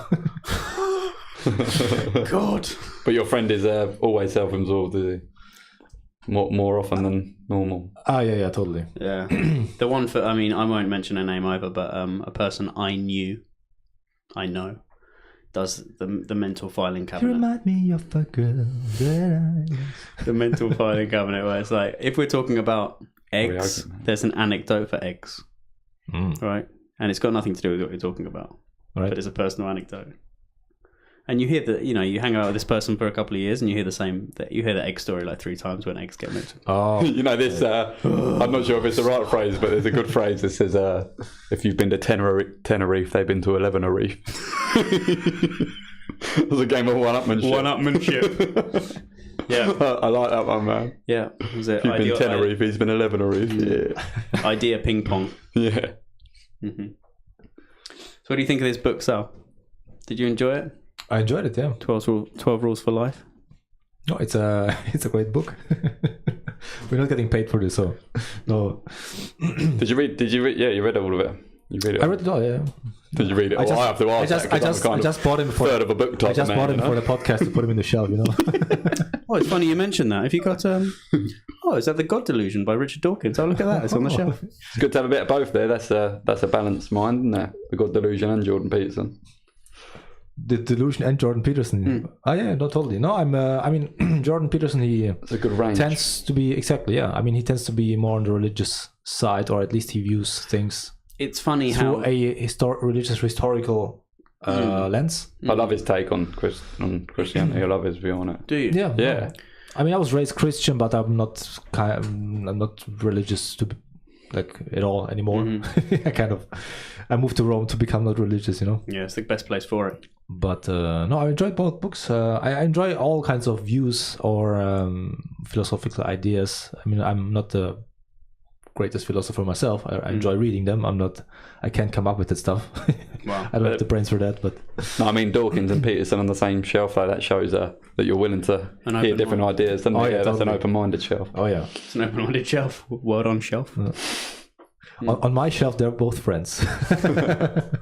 But it's very interesting to listen to these people speak, because they do have Yeah. conversations in which they are very respectful and open. I'm not sure how open they are to changing their ideas, but Well, slowly. the problem is nothing's ever going to get changed in real time, is it? That's- You're that's not one of going to the- get to the end of 2 hours and This- say, "Oh yeah, all right, this oh is yeah, all right, I don't believe in God." This You is know? one of Den's phrases that I use all the time, actually. So when you say, I'll tell you whose phrase it was originally when you tell me which one. It is. all right, yeah, which ones? There's so many of them. I quote Den all day. No, but when Den says, if you have a disagreement with someone or you react angrily to something that someone says, you're never going to change your opinion in that moment. Right. It might, if it's a good enough argument and it really, or if you get told the same thing by several different people, it will take a few days or weeks to sink in, and then slowly you'll come to the conclusion on your own, accidentally on purpose. But in that moment, like if we have a little discussion now about something we disagree with, 99% of people aren't going to turn around and say, "Oh yeah, I'm wrong," because it's so difficult to change your opinion. The brain is wired against changing. And at the your same opinion. time, like there's so many ideas coming at you all the time. If you change your mind in the moment like that, you're like a leaf in the wind, don't Exactly. you? You'd have life would be a nightmare, wouldn't it? You've got your ideas, and then they get pushed one way, pushed another, and eventually, over time they might change due to new information or just overwhelming consensus or something like that. You might change your mind, I mean, if you have very set ideas, if it depends, I guess, also from a cultural background and how you were raised. I mean, when I was younger, I think I had much stronger opinions about everything. And I was convinced that, I knew everything as well. So it's not only that I was ignorant, I was also arrogant about it. That's a potent mix. And then later on, I realized that I really feel like I know nothing, because that reflects reality most accurately. Yeah. And the more I was listening to other conversations, I kind of realized that I also don't have really a fun, like, I was starting to question myself, what are my core beliefs really? Like, I don't think even today I have fixed, well, I have some, basic core beliefs, like you should treat the other person the way you want to be treated yourself, which is coincidentally a very Christian kind of a philosophy. But, it's also very human philosophy. Yeah, is it human is it, yeah. Yeah. Is it human? Anyway, or are we? Was the killers who? Are we human or are we? Are we dancers? Dancers. There we go. That's the answer. Are we human? That sounds very British. Or are we killers? Dancers. Yeah, no, that's core beliefs. Yeah, that's a very difficult one. Yeah, because I feel that very often it's not that I'm listening to a conversation and I'm swayed in to the right, to the left, or to that argument or to that argument. I think there's some people who believe if you listen to a conversation, you turn gay or something, So it doesn't work like that, Yeah. But it's very often that I think, I didn't think about it that way, or I didn't really consider that point. Or as you say, one day I wake up and I'm like, I have this new idea, but you start thinking about certain things once you listen to other people. Yeah, you should do. You'll be testing yourself all the time, haven't you? You're like ahead of it, But it's almost like walking around asking, I don't know, when you're asking someone's opinion, you've got your idea and you're saying, what's your idea of this? Am I right? Can you tell me? And then, like, say you later on, you weigh up, you think, well, they're right, and you think of the reasons why you're right and why they're right, and then it goes on like that, doesn't it? When you were saying that earlier, just before you said that was my quote. It wasn't much of a soundbite, we need to sharpen that one up if I'm gonna have my name next to it. But before that, when you were talking about the guy who was being self-absorbed, yeah, that's kind of another thing when you're talking to someone. If you're not listening to them, they shut off also. And if you've got the best, if you're trying to win them over, it sounds like I'm a master manipulator when I say this, but if you're actually going to convince someone something different, you've got to take their points and you've got to listen to their points, right? And then isn't that tell them why they're the same metaphors in jiu-jitsu that you've got to give someone one to take two. You've got to let someone take your collar, and then you can take two things. Right. That's the same thing. Like in a conversation, you need to be able to listen and maybe concede 1 point. And then maybe you'll get 2 points in, but it has to be an exchange. If it's genuine, respect. like if you do it like you say that you just want to convince the other person, so you do it strategically and you pretend that you're listening to the other person, so you sway them over, and then that's very cynical. But then I suppose it's hard to actually physically lie, and it's hard to just give someone one thing. It's hard to concede on something. You have to put yourself in those shoes, and that's what leaves you vulnerable actually to their idea, and then they might let themselves be vulnerable to your idea, and that's how a mind is changed, isn't it? Because then you might leave that encounter and your mind will have been changed. You might think, fuck, it got me there, I guess it depends how you go into the conversation. If you really are curious about the other person's point of view, and you like kind of analyze a problem, like you think about this certain thing in life, and you think, okay, how I'm going to act in this kind of circumstance, and you ask a friend and you go like, hey, what would you do here? I would do it like that because that's what I believe, or whatever. And your friend says, I would do it like this because of that reason. And then you just think what sounds the most logical to you, and then you decide. And I think most problems, if you come from that angle. But what I'm saying about is trying to do that deceptively is really tricky, because if you're actually genuinely putting yourself in people can tell when you're faking that, can't they? But if you actually listen to their point and putting yourself in their shoes, you're leaving yourself open to your mind changing, aren't you? There's some very good liars out there, Yeah, sure. But then it's not about winning a conversation, is it? It's about like you say, it shouldn't be. Your attitude, the attitude that you go into a conversation, if you go in with goodwill, that you go in with the attitude that I have certain beliefs built up from a million different factors, internal and external factors. But these aren't finite. Is that the word? These aren't absolutes. Nothing that you think you know now is an absolute. And so if someone gives you a good enough reason, then after a few days or a few weeks, then your opinion can change and will change. Like what you think you know now is not the same as what you think you know in 5 years and then 5 years down the line. Which is kind of what you're saying when you were young and you were rigid in your ideas, and then eventually you realise that you were wrong, and that breaks down, doesn't it? And then you have to be open all the time to new ideas. You know? Very often what I realize just is simply not that necessarily that things are wrong, but there's more shades to it. There's more nuances to a certain problem than just yes and no or black and white or whatever. 50 Shades of Grey. Right. I knew we were going to slip that in some way. Slip it in. Don't say that. I saw. I watched.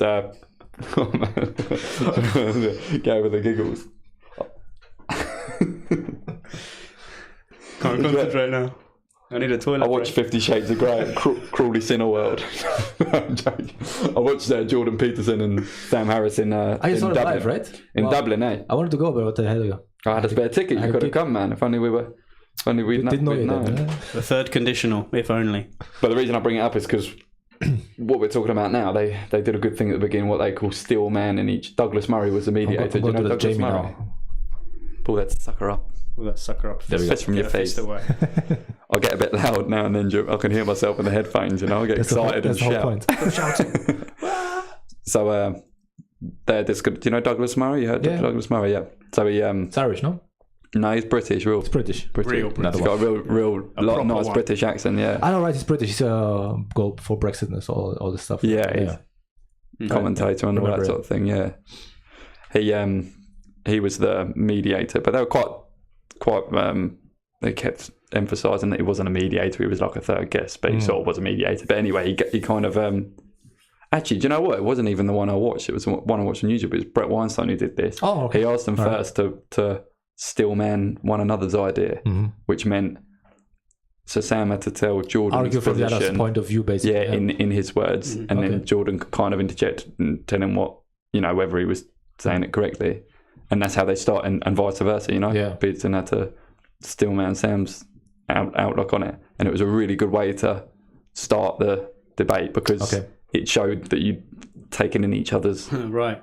You're taking in each other's accounts. It's like, what a better way to start from, and then you're kind of working yourself out of that and towards rather than starting with this is my idea, this is my idea, go like this. It started there and worked inwards, and it was amazing, man. I really enjoyed watching that live. Something about the live. I mean, it's a bit of a mission going to Dublin and stuff like that. I could have just watched it in the cinema, but something about having your whole because it's so rich, it's so dense, isn't it? When you're listening to these guys talk, that when you're in the cinema and it's quiet and you can just, or in the theatre, you can just focus on that, and it's, I kept up with it better than I do a lot of the time when I listen to those guys talk, because they get a bit complex, It's amazing. Like, it's really hard to be that focused, to have a conversation like that, just with another person of that level, intellectual level. I imagine, but doing it in front of so many people. Right. So I really have a huge respect. Oh, it's an incredible intellect. Very, very sharp. Yeah, totally.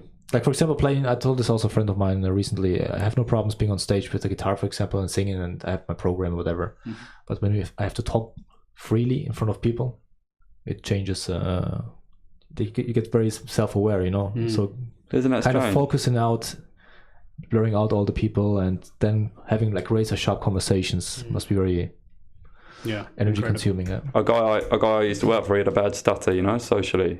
It came up when when you knew him, his stutter kind of went away, but when he was talking to someone new or someone who didn't talk to very often, he'd have a really bad stutter, and he on the phone to people and everything, it was quite bad. And like I say, I'll say it was quite bad, but you forget about it after a while because he never does it around you. But then when you're talking to new people, but he used to love to do Elvis on the karaoke. Yeah, he was a big Elvis fan, and when he got up on stage, he can roll that off the tongue, and it's you're saying words, aren't you? But the stutter never came up, and he's on stage in front of people. Who was that guy who was stuttering, but he was singing? I think Gareth Gates had a stutter. Huh? Oh. I'm a scat man. I'm a scat man. Yeah.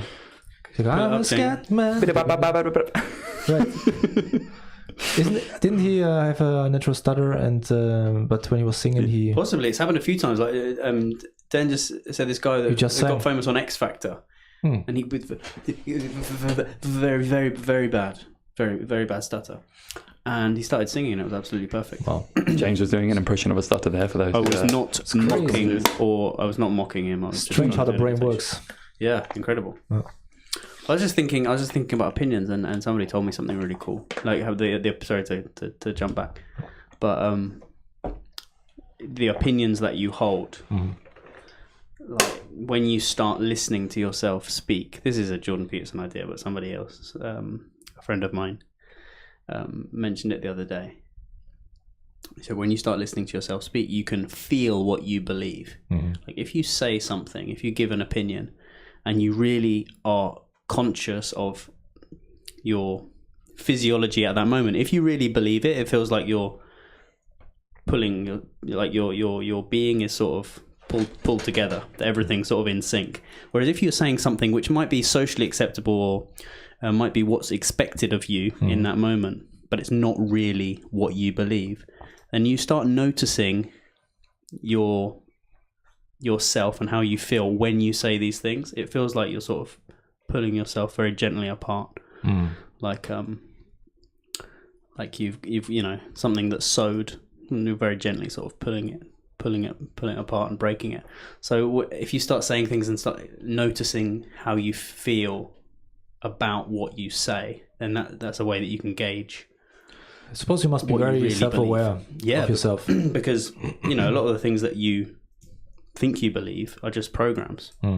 Right. It's like in our society, you're meant to believe certain things, so you convince yourself that this is the correct thing to believe. So it's not actually through a choice or because you actually want to have this opinion. It's just that this is the accepted wisdom, which a lot of the time it's the accepted wisdom because it's it's been tried and tested that it is the best way forward, but not always. The algorithms that we're following. Algorithms. We're in the Matrix, man. Who was that? Yuval Noah Harari. Noah Harari, yeah. Yeah. Did you read the book? Which one? 21 Lessons for the 21st Century.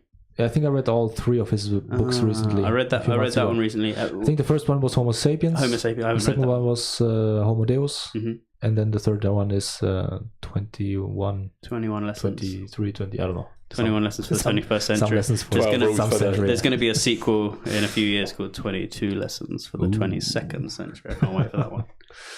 No, he was talking about the idea that we basically just everything can be. Well, I believe I got it right. Everything can be kind of decomposed to algorithms that we're following, and so basically everything in the future can be substituted by something that does better algorithms. Well, I'm totally screwing this one up now, but anyway, it's an interesting book. You should read it. Which one? Which one would you recommend first? I think, well, personally, I enjoyed the first one the most because it's a very good historical overview of where humanity comes from, what other kind of species existed, what other kind of humans existed before Homo sapiens, and how many we killed to get here, and it was very interesting. The second one is also quite interesting. The third one felt a bit like it was kind of a overview or a sum up of the first 2 books plus some extra, but yeah. So I don't know if this is allowed. Am I allowed to go to the bathroom? Yeah, you're totally allowed. No, you're not allowed. Not right here, but in the designated room. As long as you go to the designated area. It's a damn algorithm. It's totally fine. Yeah. All right. Thank you. I realised for my weak bladder I'm in the wrong position. Oh shit! It's all life. You ruined it. I need a wee as well. It's just I'm a bit more polite than you. Clumsy.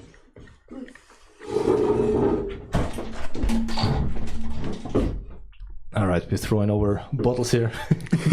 We're gonna swim out later. Lids first, yeah. Yeah. All right, here we are. Nice. So just the 2 of us. Just we can make it if we try. Oh yeah. You and I. This is CNN. So did you read any Harari? No, I didn't read him. I've heard him on a lot of podcasts. Yeah. I don't read an awful lot. I can make, like I say, I'm That's what podcasting I'm a is. third of a book type of man. Yeah, I only get through them. I've been doing the Audible, but you just don't pay attention to it like you do when you read a book. Yeah, I feel it's the same for me actually. Well, it's strange because when I used to go to university back then, I recorded hello. What, yourself reading the books? I recorded the lectures. Oh, okay. Yeah. And I listened to them afterwards, and I learned much better that way, as compared to writing down stuff or Really? That's Yeah. interesting. just listening to it a few times. Yeah, maybe But with once audiobooks, it's quite difficult. That's the luxury, isn't it? You can you can listen to things a few times and you've got more chances of taking it in, whereas reading generally takes longer, doesn't it? Because I didn't go to university or anything, I think maybe I didn't. Maybe if I took the time to kind of reading's a skill in itself, isn't it? I can read, but you know what I mean. To sit down and get used to that, being concentrated like that for a few hours. Yeah, I've never got into the swing of doing that, for a long amount of time. So it's something definitely I want to crack on with at some but you point when I got more the time. focus to do it, or you just because I don't know. I'm a very slow reader, for example. Like I have to read certain passages 2-3 times to really, because very often the mind drifts away. Like you're reading something and then you're at the end of the page and you realize what the fuck did I just read? You know? Yeah, I do that. I hate when it happens. But maybe if it's gripping enough, I mean, maybe depends what kind of mood I'm in, or maybe it depends what I'm reading as well. If it's gripping enough, like I say, that Bounce, I read it back to back and really enjoyed it. And what else have I read? And I read that The Little Mermaid. The Little Mermaid. No, I'll tell you what else I read. The Game. The Game, Neil Strauss, about the Pickup Artist. Of course, I read that. Yeah, I read it too. That was an interesting book, though, wasn't it? Just out of educational. Yeah, reasons. I'm not privy to this information. Well, I remember I was reading it in France. I went to France. Yeah, you kept trying to touch my leg. He tested the theories. Trying to get hold of you. No, I've never read that book. Do you really learn? I mean, well, I'll tell you what I would say if I'm going to give it a light spin. Obviously, it's about a guy and he kind of learns how to pick up women through, manipulative tactics. But it is a lot about. They bring it out in sales seminars now because it's a lot about the. Is it still a thing? It's still a thing, yeah. Really? But I remember about. How long ago did I live with Tom? 5 years ago, maybe. So it was a fair little while ago. But he worked for a pharmaceutical company, and they had a sales, sales guys come in, and it was like a course. He was an engineer, but there was a course in sales for one reason or another, okay. and they'd talked about the book during that because it was a good way of explaining like the interaction between a. Oh, human psychology, like social dynamics. Yeah, social dynamics. But Yeah, is it always? I haven't read the book. Is it just? He keeps saying it so often. I think he read it. Is it just tips for men to? Well, no, that's the thing. I mean, it's a mate. He recommends in it a load of books which are, which are real books. It's not just a fictional story. It's I think he probably adds a little bit in to make it. Mm-hmm. But it's focused on men, is it? Yeah, sorry, man. I think I sort of took the question wrong. I think it would be totally unaccepted these days. This kind of books. Man, no. I think that if you would have published, what if you went around like he suggests? Yeah. Oh man, yeah. I'm surprised he hasn't been hung up already. Strung up. Hung, drawn, and quartered. It's not. Exactly what the nuances with someone like Harvey Weinstein is. I'm not sure if he ever actually did anyone saying that he actually ever raped any girl, but it was the power dynamic, and they're kind of teaching you how to subtly, I don't know, not impose a power dynamic, I suppose. But what would you say? It was social dynamics. Like, for example, there was. I'm not sure if I'm confusing it though with another book of a friend of his. Because if you enter a room, for example, and you want to kind of conquer the group, and I suppose that's useful both for salesmen as well as for social situations with the other gender, or the same, doesn't matter. But it's just anyone as well.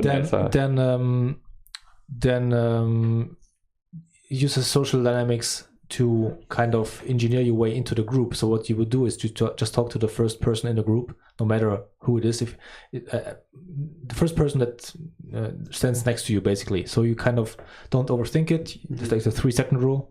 So within 3 seconds, you have It's to. coming back to me now, mate. You know, I'll be out there tonight. It's coming all back to me now. It's so within 3 seconds to talk to the first person. It doesn't even have to be in that group. It can also be another group opposed to that, on the other side of that group. Because basically, what people see is you're a social animal, a social person. You can socialize, interact with other people. So starting with that one group gets you into a talkative mood. Then you work your way basically from that person to the next person, and so you enter the other group, and so through that, so the room you work your way to whoever you want to talk to, you know. And so, and does it also mean that the room picks up that you are the social guy? And since you are talking to everybody, it looks like you are the man or the girl or whoever. So I suppose that advice isn't sinister, is it? It's No, not at all. That doesn't sound like toxic masculinity to me. It's the negging, isn't it? Negging is the one where... It's negging, it's just... Negging. Negging, they call it negging, and it's kind of like... You, as soon as you start talking to a girl, you say, "Oh, that mole on your nose is cute," or something like this, you know. And it's eye roll. Yeah, or just things like that, just to try and make them feel a little bit lesser and things like that. Man, nowadays, if he come out and gave that advice, that'd be. I think any half intelligent female sort of knows things like that and say. But I mean, these guys practice it and make it into a that mole on your nose looks cute. Come on. I mean, in a way.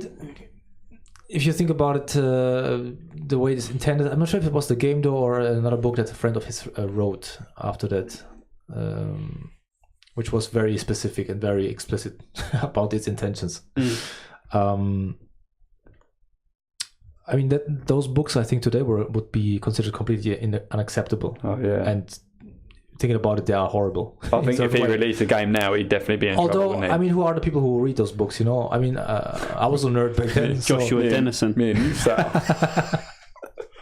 yeah. I mean, you know, I was a complete nerd and I was a bit shy and stuff. So if it gets you out of your shell, I mean, if you then become this monster and just go around screwing girls or guys or whatever, then maybe it's... Well, if it's consensual, but I don't see anything no, sure. But, you know, if you just become a horrible human being because of that book, it's not nice. But if it kind of gets you out of your shell and you have social blocks or whatever, and you kind of you find techniques to overcome those and use them then for the good side, you know, for good, not evil. What do you call it in the Star Wars? The force, the good force, the good side. The good side. I don't know. Jedi. Is that what you're talking about?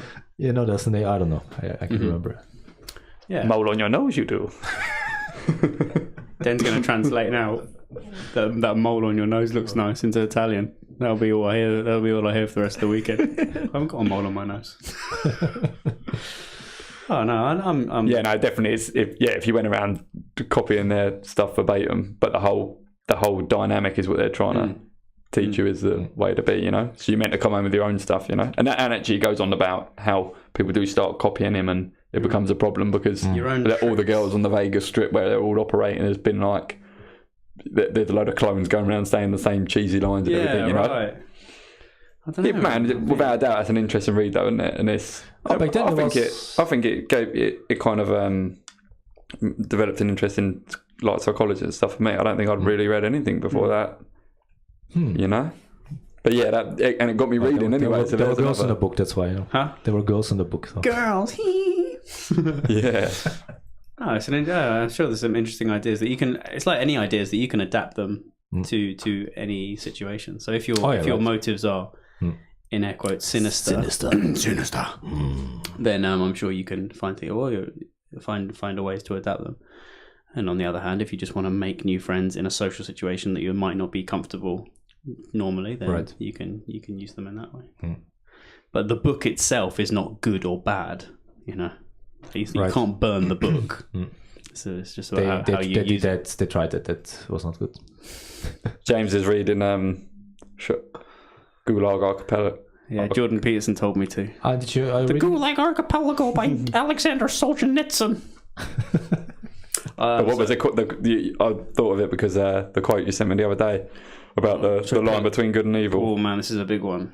I took a photo because I'm reading it on my Kindle. So wouldn't it be easy if things were good or bad and you could just put them into a box? But the complex thing is that things aren't. Yeah. This is one of these things that you read and you read it again and again and again because it never gets old. Did you read the new edition that just came out or the original? No. No, I don't read Russian very quickly. No, it was the original. Okay. Yeah, it's That is definitely on my top 3 list for next books. Yeah, I mean, it's a 3-part, so I just finished part 1, and I was thinking about going on to a new book, but then I finished his other book about a day in the life of, well, it's called A Day in the Life of Ivan Denisovich. Mm-hmm. It's about a day in the life of a day in his Gulag experience. Right. And I think actually I'm going to go back to the Gulag Archipelago for part 2, but it's a very chunky one. I wonder actually if there's a market for Jordan Peterson in Italy. If you can petition for him to come to Italy, because I'm sure he's been. The language barrier. Already. He's been in Italy? I would have thought. There's plenty of Christian symbology for him to get his teeth into. I mean, I'm sure he has been many times to Italy for personal reasons or also for work, but I'm not sure if he did it as part of his 12. No, maybe on his next tour. Can I read this quote? Yeah, totally. So, go ahead. This is from the Gulag Archipelago by Solzhenitsyn. Gulag Archipelago. I'm not going to read it in his voice because thank you. I'll read it in mine. If only it were all so simple. If only there were evil people somewhere insidiously committing evil deeds, and it were necessary only to separate them from the rest of us and destroy them. But the line dividing good and evil cuts through the heart of every human being. And who is willing to destroy a piece of his own heart? During the life of any heart, this line keeps changing place. Sometimes it is squeezed one way by exuberant evil, and sometimes it shifts to allow enough space for good to flourish. One and the same human being is, at various ages, under various circumstances, a totally different human being. At times, he is close to being a devil, at times to sainthood, but his name doesn't change, and to that name we ascribe the whole lot, good and evil. The end. It's a good one. Very good. Yeah. So, and this is from a guy who'd been. This is from a guy who'd been. Didn't he write that about? I haven't read the book, but here I go. He was right. He was talking about the guys who, were imprisoning him, and that's right. He could see eventually that, obviously when he first got in there, he thought, these guys are bad guys, they're my enemy, and then eventually got to know him and could see that. He was talking about they're not all bad. Yeah, in the passage even though they're imprisoned him. In the passage before, he was talking about the fact that he realized that he was also capable of being the guard at the Gulag, and that your potential for good and your potential for evil are almost infinite in terms of we can go either way very, very hard at different times, and you don't know the social circumstances and also your internal circumstances could push you to do things that you think, if I asked you, would you be able to do that? You'd say no, because you're a reasonable person. But that's actually the most dangerous thing. That's what Jordan Peterson talks about. If you don't know your potential for evil, and then you don't really know yourself, and that's when you're really dangerous. And one of the absurd things was that most of these prisons were run by the prisoners themselves, right? Yeah. So that's what it becomes clear in A Day in the Life of Ivan Denisovich. That there's a system that sort of supports itself.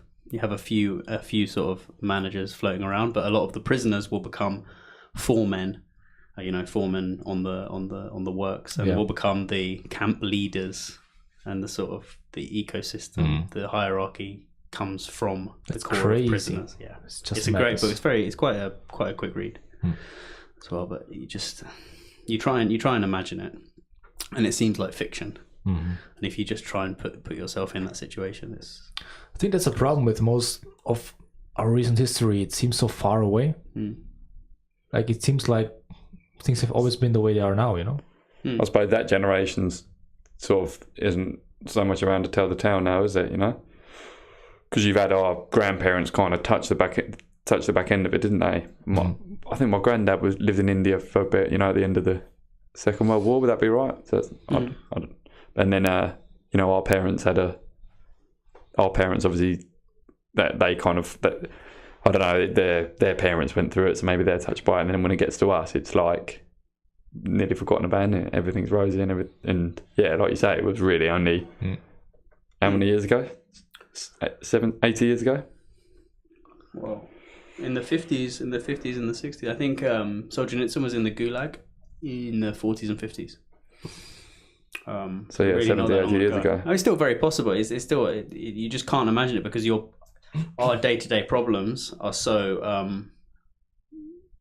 tame that when you imagine something of this magnitude, it really does seem like fiction. Like, doesn't compute with your brain. Exactly. You just can't get your head around it because it's so alien from your comfy reality. I mean, my grandfather, he wrote a family book like just for us, so it's not nothing published. But he wrote like he still as a kid, he still witnessed bombs dropping from the skies, you know, and one dropped quite near to him, and they had to dig him out of the soil because basically the bomb was close enough to kind of cover him as a child. Wow. And they just got him out, you know. So it's not that not that far away, you know. No. This is what I mean, though. That's far from our psyche now, isn't it? You know, it's still even though I know that my family like my grandfather used to go through this. For me, it still sounds like a story. Yeah. That's just the way the human brain works, I suppose. I mean, you wouldn't want it any other way, would you? Because how could you conceptualize it otherwise? That it would mean that you have this experience, or you've had this experience recently. So until it happens, I think the only thing that you can take from it is that you have to be very aware that these things can happen. Like you don't have to, make it a stick to beat yourself with or to something to be terrified of. Because when you start thinking about it, it is terrifying. But just an awareness that whatever. There are consequences to your actions. Yes, and whatever problems you think you have, you don't know how bad things can get. Yeah, first world problems. One of my favorite phrases. Yeah. What diet am I gonna follow? I'm gonna gain a few grams here. There's no asparagus left at the supermarket. Oh my God, ruined my day. These middle class problems. Oh, my dandruff's really kicking off. Oh God, life is terrible. Right. Well, so what's your program for tomorrow? What's the rest of your day like going to be today? Are you gonna do some yoga, hot yoga or something? No, I suppose just have a good stretch. Usually I go for a little run the day before, but I'm not too bothered about getting that in. I'll probably get up real early, have a little bite to eat. I've been eating loads and loads, so I should be fueled up enough to just have a little bite, get out for a run, make sure the stomach turns, you know. You go for a run tomorrow morning? Yeah, maybe just around the blocker, just to warm up and then come back, do some good stretching. Wow, just warm up. Yeah, warm up, and then, like I say, more than anything, just to get the stomach moving, Otherwise, you're because, like you say, it gets so busy when you're going up there, And right. That's the worst bit. Want to get it all done. You're looking for a bathroom and you got 10 minutes left. I've been to the bathroom in some very exotic places before a race. Let me tell you. So yeah, man, just do that, and I like to get up super early. You're not too bothered about ever getting up early, are you, when you race? My rule is as long as the last bit of food goes in me 2 hours before start time, like that's my cut off. So 2 hours before, so I make sure I get up 3. So it's a 7:30. It's a 7:30 race tomorrow, so I'll take probably get then down there on a scooter. I'll probably hang around tomorrow. I think I'm going to do a track session at Terme Caracalla. Nice, beautiful track. I love it. And then I'm sort of trying to work out still where I can see him, because it goes all the way down Cristobal Colombo. Right. So I'm not going to get down there, and then it goes all the way up. Let's see if we can find actually the official track here. Yeah, if you go to Maratona Roma Percorso. Maratona Percorso. It goes all the way up to the Olympic Stadium. So I think I'm going to get my bike somehow down there. Should be this one, yes. Right. Okay, let's see. Marathon. So Maratona, where? Percorso, there we go. That could be it. Oh yeah, there we go. So, do you have to download this, or how do you view this? Very small. Hello. Is no. Yeah, map. Maybe that's the one. And the screen just disappeared. There we go. There we go. So where does this start? So just outside the Colosseum, or just down the road from the Colosseum. Okay, let's go down to the Colosseum. No, we're too far. Piazza Venezia, Colosseum. There we go. Start, finish. Let's see if you can zoom in. Oh, this is good. Oh. So I think I'm going to be around Okay. Cerco Massimo. So which way? So I'm going to go down. You go south first. Now the Roma Sud. Okay. Dai. you learned the Roman accent, eh? Dai. No, I'm learning Romano. All right. Cerco Massimo. Do you think it's an advantage if you know the city? Like psychologically, I imagine, because it's another thing I was daydreaming about when I thought of signing up, which I never did. And then I thought of running to the first line, which I never did. And then I thought, if I know the tracks very well, psychologically, I already know, have like structured points to run towards. That's probably just bullshit. I mean, look. I like the element of mystery, man. You got the benefit of the doubt, haven't you? So mystery is good. After kilometer 30, it's going to hurt like hell anyway. Doesn't matter, dude. So we go down Christopher Colombo, which is going to be closed. Is there like going to be a Formula E event also going on there at the same time? No, not today. Hopefully not on the same track. That would be interesting. It's going to be raining tomorrow, right? It depends who you ask. I don't mind if it rains though. I'd rather it rain than it be really hot, you know. Okay, then we go all the way up, Piramide. Okay. There you can see the pyramids. The first 12 or 13 is a bit dull, to be honest. But anyway, you're full of energy at that point. Sounds like exciting to me so far. Oh, Christopher Colombo. Well, not that one. No. Well, it depends what time of the day you're driving by or walking by, if you know what I mean. So, in Isola Tiberina, then we go Trastevere. You know, go pizza there. Kilometer 15, all the way up. Then we go. Where are we then? Still in Trastevere? No, Chiesa Nova. Okay, then we are on the opposite of Castel San Angelo, and then we cross and actually go around the Vatican. No, we actually take a turn before. That's right. Yeah, that's a beautiful. That's a beautiful scene. It's gonna be beautiful. What time? What time does it start? 8:30. 8:30. So then we'll be there. Okay. What's that? Kilometer 19. Then we go all the way up. 10 o'clock. Okay. Then it goes to Claudio Mazzini. Oh wow! Okay, all the way up here. All the way up. All the way up. Then we go to the Olympic Stadium. I was there just recently with my dad watching a football game. He lives in Germany, but he lives in Germany, but we gifted him for his birthday. What did you watch? Roma? He's actually a Milan fan. That was kind of an experience to go there to a Roma game. But he wasn't Milan. He was wearing the Roma Milan. He was and he was on the Milan. Well, he was sitting amongst Romans, but he's a Milan fan, so really? That was quite something. Yeah, was it any problem? He's Sicilian. I think many Sicilians are Milan fans or something. Or I don't know. I could be misinformed, or my family brainwashed me or something. I don't know. I don't really care about football, to be honest. So then we go 888 Villaggio Olimpico. You studied the map, or is it the first time you see this? First time, man. You wanted to be surprised. Yeah. I'm totally destroying his surprise at the moment. Anyway, but if you never been doing I've got my magic shoes on. I'll be able to. I can do anything and then break. Dorothy's. Dorothy. Like Jimmy Grimbles. Click. Wearing the red shoes. Then Piazza del Popolo. That's very nice. There's a nice coffee place there for afterwards if you want to stop by there. Buongiorno.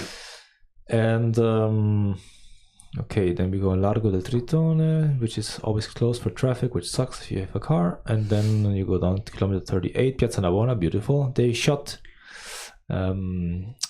Angels and Demons there, Piazza Navona. I saw actually Tom Hanks doing a scene there, running away from the cops. And we went to watch the movie, actually, the cinema, watch the movie when it came out with a few friends. And we never laughed so hard because it's ridiculous. If you know the city and you see how they cut things together, it makes no sense at all. It's like that with a lot of films, isn't it? Well, I suppose, when for you know us, the place. If you've never been to New York and you see like the driving around the corner and then there's this and that, if you actually live there and it's like... Incorrect. Yeah, exactly. Wrong. You can't enjoy the film. No, you cannot. No. We just laughed. I think we were also drunk. So you know the film The Holiday? Have you seen The Holiday? The Holiday? No. About the house swap?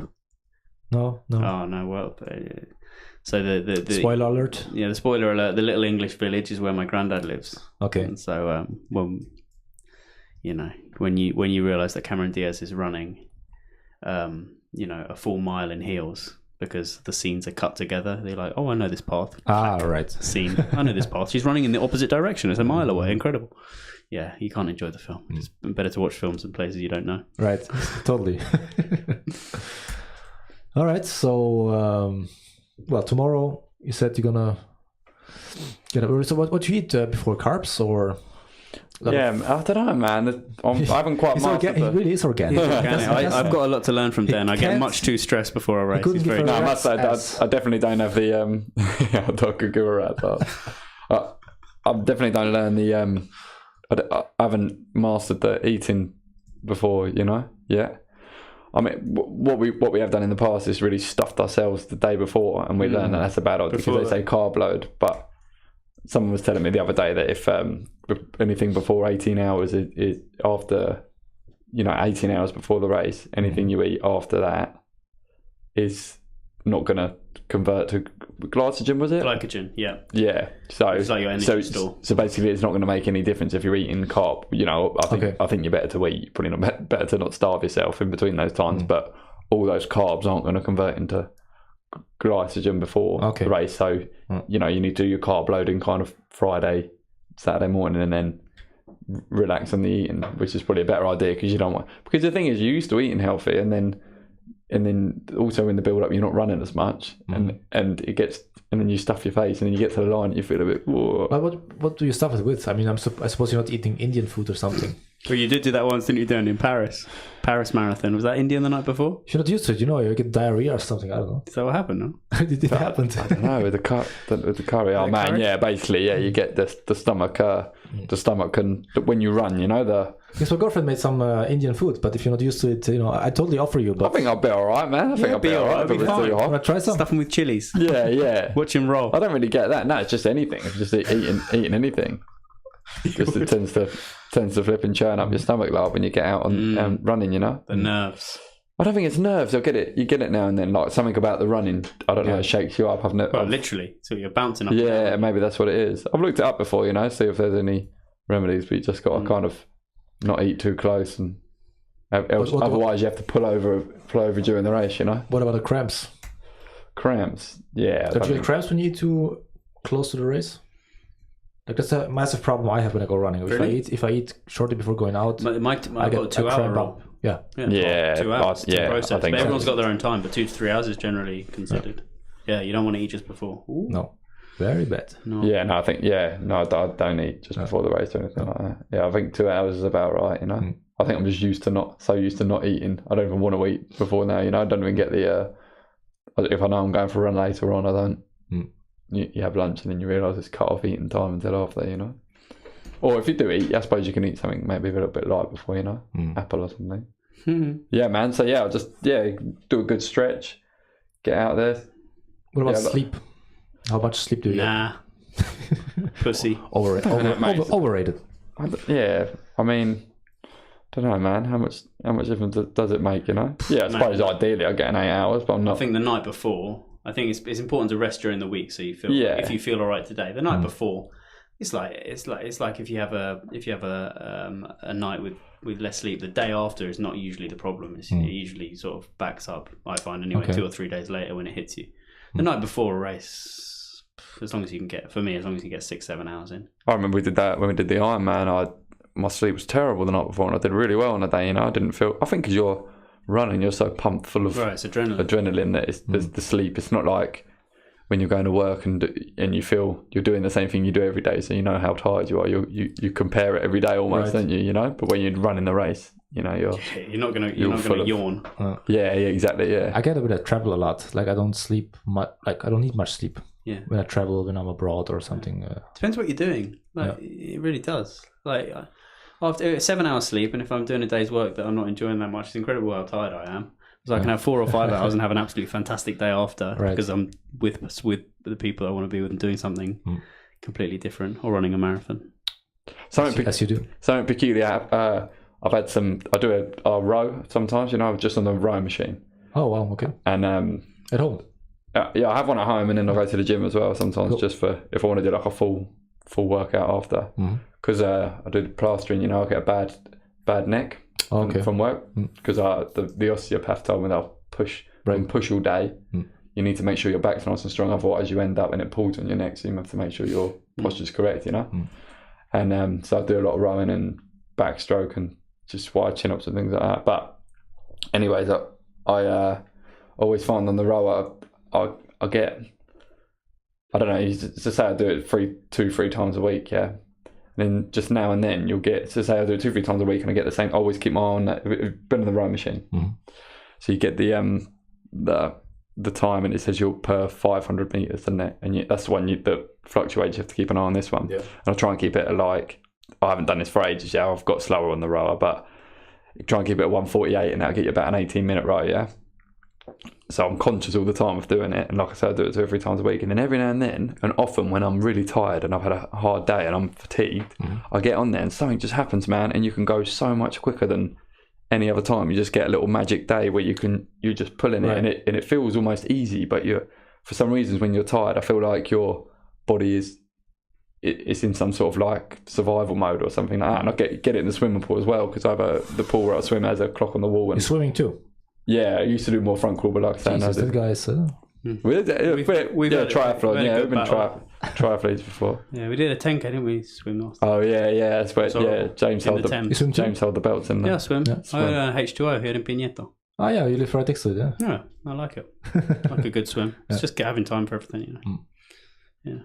But yeah, no, something happens now and then when you're systematic with the swim as well, with the time. Yeah, I have been in the past, but then like I say, every now and then something happens, you get in there, and often I would say more often when you get that real magic in there, like that real good time. It's like you're out your own skin, you know. You're just boosting up and down. You think, how am I doing this? I'm so much quicker than before. And it's often when you're really fatigued, you know. An out of body experience. Yeah, it's bizarre. It is magic. I like that when you get them. Animalistic. You get them ones. You always hope it's gonna come, but you know it's only rare. Yeah, man. So maybe if I don't get enough sleep, this is what I'm saying anyway. I don't worry too much about getting too much sleep the night before, because often it doesn't translate anyway. You know, I think my fear is more that with all the counting the numbers and stuff, this is why I try and be organic. Is that I feel like that cripples you more than, for me, it cripples me more than it helps. You know, right? I kind of, if you relax, then you know, obviously think things can go wrong. Well, you know, there's negatives and pros and cons to it, isn't there? But yeah, I'm not too bothered about the particulars, because otherwise, you just got to be there and fluid. And because when I'm running a marathon, most of the time I'm not thinking. Most of the time I'm thinking about the time. Like, this is a lot of my thought process is about the time and calculations, and if I do this at this pace, and like, it's all about the watch, right? So what do you think about if you haven't got that? Man, I don't know, man. I find it not to be too hippie, but I do find it really. I reckon it's the same as what they're talking about when they're meditating. You know, I feel like it's that kind of thing. When I read about meditation, I've meditated for a few months. I read a Russell Simmons, the hip hop mogul. He wrote a book on meditation, and I read that. Yeah, he is my. I don't know. Is it called 99 Problems? No, he was. He wrote a book anyway on it, and I read that, and I thought I'll give that a go. You know, so I was meditating twice a day for 20 minutes, but it did help. It did help me, but I can't say it did help me get that calm in my head. That I don't know. I feel like I could tap into that a little bit now. So anyway, I've gone off on a tangent, but what I'm saying is, when I read anything about meditation, like from anyone, it's so similar to how I feel when I'm running. I feel like I get a lot of what people get from meditation from running, you know, and yeah, that's how I feel when I'm running that best race. Your mind's just clear, and this is what. So I remember one time when I think in Florence, and you were saying about your watch and it breaks when you're going between buildings, and I thought, man, are you? And I thought, man, are you looking at your watch that often? Because that, to me, that's just alien. Because I'm like, I don't even want to do that with my arm. You know, like I'll just go and go and go, and you just get into a zone. And obviously you got to think a little bit about regulating your pace. And you know, sometimes I do it wrong, don't I? I run out and like, you know, PB the first half marathon. Wicked's classic Den. He's denned it. I did that in Paris, but I think that was more because I didn't train very well, because I'd had an injury and had a few weeks off training, so I didn't have those later miles in me either. But yeah, I definitely went off too quick. So you got to watch that. But yeah, no, I just feel like really just in a zone, in a real flow, yeah. And that's when you that's the magic, isn't it? When you're in those later miles and you're just feeling that. And you know, obviously you're conscious of something fatiguing, but you're just moving, and you don't want to get out of that flow, you know? I think I'm a bit more like you actually in that regard. Like I constantly check the times. I mean, the cool thing with that watch here is, for example, that every kilometer it gives you feedback. Yes. I mean, probably all of them do, but I need some structure as well. So I need some point of reference more than anything. Yeah. I think that's the thing for me. I mean, it's nice as well sometimes on a training run to go without a watch. Sometimes I try it. I definitely feel like somewhere between. I don't think my tactic's the best way. I shouldn't. Like I say, I'd imagine if I did do it structured, I would get a better time out of it. And I don't know, man. Like 2:44 is a very, is a very, very strong time. Yeah, 43. What could you go down to? 40. Well, you don't know, but it's a very addictive game because it's fact based, right? You come away with a number, right? And it all whittles down to a number. So all of the training, all of the thoughts, all of the planning, all of the experience of the day and the ups and downs and everything whittles down to a very cold thing, which is, 5 numbers: hour, minute, seconds. And that number, you can't lie about that number. That's a number, right. And that's a number to beat all the time. Even if you get a PB, like but this part. What if I tried this? And it's an experiment all the time. And the great thing about the marathon is you can't do one every week. Like if you do 2 a year, right. It's like for me 2 a year is the max. And like even then, I mean, there's some crazy motherfuckers who. Okay, you can do one every. You can do one every week. I'm talking about doing it properly. You're running your best one, yeah. Training it properly, recovering properly first because that takes weeks, mentally as well as physically. And then training up again with new techniques, trying something else. Like I tried CBD oil, for example, to help me recover quicker for the last marathon. Okay. And I found that helped a lot. Like my recovery time just was really, really quick. I could do a hard session, take a bit of CBD oil, and then the inflammation in the muscles and the joints. Where'd you buy it in Italy? Online? Just around the corner here in Pineto, Maria's Collection. Maria's Collection. There are other dealers available. But and you just try different things, and you have a chance every 6 months or every year to see with those 5 numbers what worked or didn't work, and you have to try and divide out the factors, right? Because there's 1,000 factors that go into it.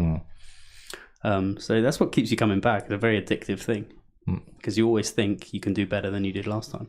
Yeah, that's why I find it helpful to have some kind of point of reference. I mean, you naturally then also have a point of reference for the races because obviously they're taking your times during the race, right? I mean, how does it work actually? Is it like an electronic system or? Yeah, so I don't know. Do they give you sometimes they give you a tag on the bib, on the trainer. Okay. It's on the bib, at the back of the bib or at the. But it's all automatic, I suppose. Electronic, It's not an army of people like. Yeah, you don't have to. There's no one standing there and writing numbers down. In the old days, there were, of course. All right. Obviously, you all start at different times as well because you have to when you get through the line. So it starts when you go through the start line because obviously there's a big queue at the beginning, right? And it could be a minute, 2 minutes in it, and to people who care, that makes a difference. Yeah. So we'll see what happens tomorrow, won't we? We'll have 5 numbers. Yeah. And then birthday celebrations maybe after a couple of hours nap. Yeah. Karaoke. It's been spoken of. Are you going to karaoke tomorrow? It's been spoken of. What's your jam? I'll do a good Purple Rain. Purple Rain. Purple Rain. Well, I know a guy. Do you? Who plays at the open mic. He plays Purple Rain. You should totally meet him. The full 7 minutes. He does a full 7 minutes and some. Yeah. I usually get cut off when it goes to. I know. They turn me off. Actually, I'm going to invite him on this podcast too. His name is Serial Black. Talking to you. Serious Black. No, his name is Serial Black. For real? He does, yeah. Shout out Serial Black. You will. Big shout outs. You will. I'm sure you'll find some videos of him. Actually, maybe we can find some right now. Yeah, pull him up. Purple Rain. He's going to be happy that I'm going to. Serial Black. That I'm featuring him here. Free publicity. I never wanted to be your weekend lover. Although I don't think I can use the audio. I want to be some kind of friend. Yeah. You might get pulled off of YouTube because I sound so like Prince. I'm going to do it without the audio. Who's this Ginger Prince you got? Such a shame. All right, so this is the first time you never saw Serial Black before, right? Never. First time, Witness of Fitness. Never, all right. You never forget your first time. All right. All right, let's see if I can put this up. I have to go exit to... Okay, that's not right. Wait a second here. Okay, let's try this. So this is without the audio. There we go. Actually, this is an older video. There's some better ones. But... First impressions, I like the look of him. Hey, that's me. Hey, Sal. Hey. I want to be your weekend lover. Somebody's gonna Can sing. you hear him? I can't hear him. No, I didn't put it on the audio okay. because I'm afraid that YouTube's gonna... He's a good. It's gonna ban the video if I he upload dresses it the later. part. I know that much. Totally. Let's see if we can get to the guitar solo. There we go. There we go. He's enjoying himself. Oh, he's a really good guitar player. And where is this Sal? That's an open mic we run in Rome every Wednesday. Yeah. I thought open mics are available. So, Sal, you're a writer as well. But there's only one open mic. No, I can't There's wait. I only want one to come open on mic Wednesday. What time does it start? Depends. Usually around 10:30. Past my bedtime. Yeah, exactly. For you, it's a bit late. We can host a morning open mic at some coffee shop at some 7 place. a.m. That's my time. 7 a.m. Yeah, that's not gonna happen. Sal, it's not gonna happen with me. Are you a writer and a performer? Am I what? Writer, you write music as well? I write music as well, yeah, but mostly I play with the band for private events. So they don't want to listen. What was that? I haven't seen this video in a while. For everybody who's listening, by the way, we're just watching a video here of Serial Black performing Purple Rain, which we do without the audio because we do not know if YouTube is gonna pull this video eventually in the future. Bastards. So anyway, so he's gonna be on the show as well sometime. Awesome. Maybe we should let him play. Actually, there could be something. Yeah, we should listen. We'll listen to that when we get home. Yeah. How many episodes deep are we in the podcast, Sal? How many? 1,025. How many what? How many episodes have you done? I just started out, so this must be number 6 or 7. Number then. 6, I think, or 7. Depends what. You count it. Well, no, I went on your website, heysal.net. Yeah, right. So I think there's 5 up, but I don't know how many you've made. no. If then it's the last one. It automatically updates. Let me see. Oh, awesome. Yeah, 5 was the last one with Alfie. He's It's very good. he's not a musician. He actually played in Sanremo. He's a nice guy. Ah. You heard of Sanremo? Yeah, a good The friend of Italian- mine from Rome. Well, he's from Benevento, Oh. but he got to the semi-final. Really? Called Matteo Perifano. Wow. He's here in Rome. I'm sure Great. you'll meet him sometime. Yeah. Rome is a small place. It's very weird. Like Yeah. in the end, everybody knows everybody, for better or worse. And I moved away from the small town in Germany to avoid that, you know. But, No, I always think whenever anyone, because our town is kind of small, you know, and I've lived there since we were young, and I always think when everyone says, oh, everyone knows each other here, and I always think, man, if you grow up anywhere, you live there 20 years, everyone knows each other, you know, you're just gonna... right. It's your problem, not everyone else. The only thing is if you screw up in a small town, where you're gonna, like in a big town, you just move somewhere else and the problem's solved, you know. In a small town, Yeah, I suppose it's less disruptive to your life, isn't it, to move you away. must Yeah, I get leave. it. exactly. Yeah. You must leave for good, Pack your bags and get out of the area. Yeah, I was actually quite worried about moving to Rome because a big city for me is like a nightmare place to live. In terms of the busyness and the chaos, like London, I don't like London. No? Our town's an hour away from London. I really don't enjoy London. Even I'm going back there. I go there as a tourist. I don't go there to feel comfortable. Okay. You know, for a longer period of time. And yeah, but I feel like here in Pineto, where we live, it's it feels like a village to me. Right. It feels like a village, and then I've got everything that a big city can offer down the road. So it's the best of both worlds. No, I love Pineto. Pineto is a bit like my girlfriend said a while ago. It's like it feels a bit like Berlin in the old days. It's like you feel like it's kind of up and coming in a certain way. As many young people, artists, very mixed cultures. Yeah, very. It still feels like there's also a big chunk of old Romans here living here. So the original Romans, but it's also mixed up with kind of this. not too original. Not original. Gladiators. I know what you mean. Julius and them, man. There's a couple of older people that come to the school that live here in Pineto. The school, Sorry, my employer. you're and they right. live here in Pineto. Okay, But nice. they've got a nice. They're very open minded and very. Of course, they're coming to learn English. At the age of 70 plus, so they have this attitude where you can do anything and right. and keep learning things and keep improving. So. No, but Rome in general feels a bit like a big village basically. It's like it doesn't have this kind of metropolitan feeling. I don't know. Like New York, for example, you instantly feel it's huge. Even though with the subway you get everywhere, so it still feels not that huge in the end. Everything's well connected, but yeah.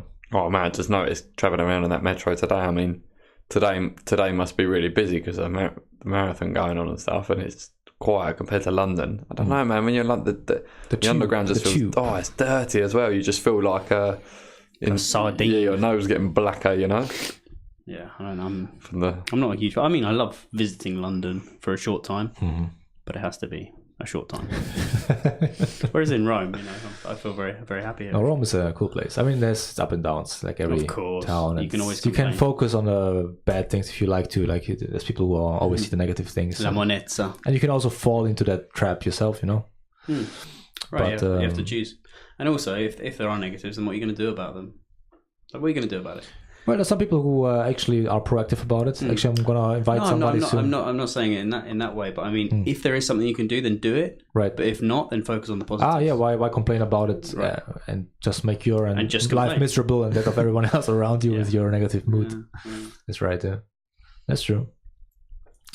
Anyway, so time for dinner. Time for dinner for you. What time is it? I've been lost in a time warp. It's around 9-ish. Oh wow! So getting straight to the start line. Yeah. 9 a.m. Not yet. No, it's perfect, man.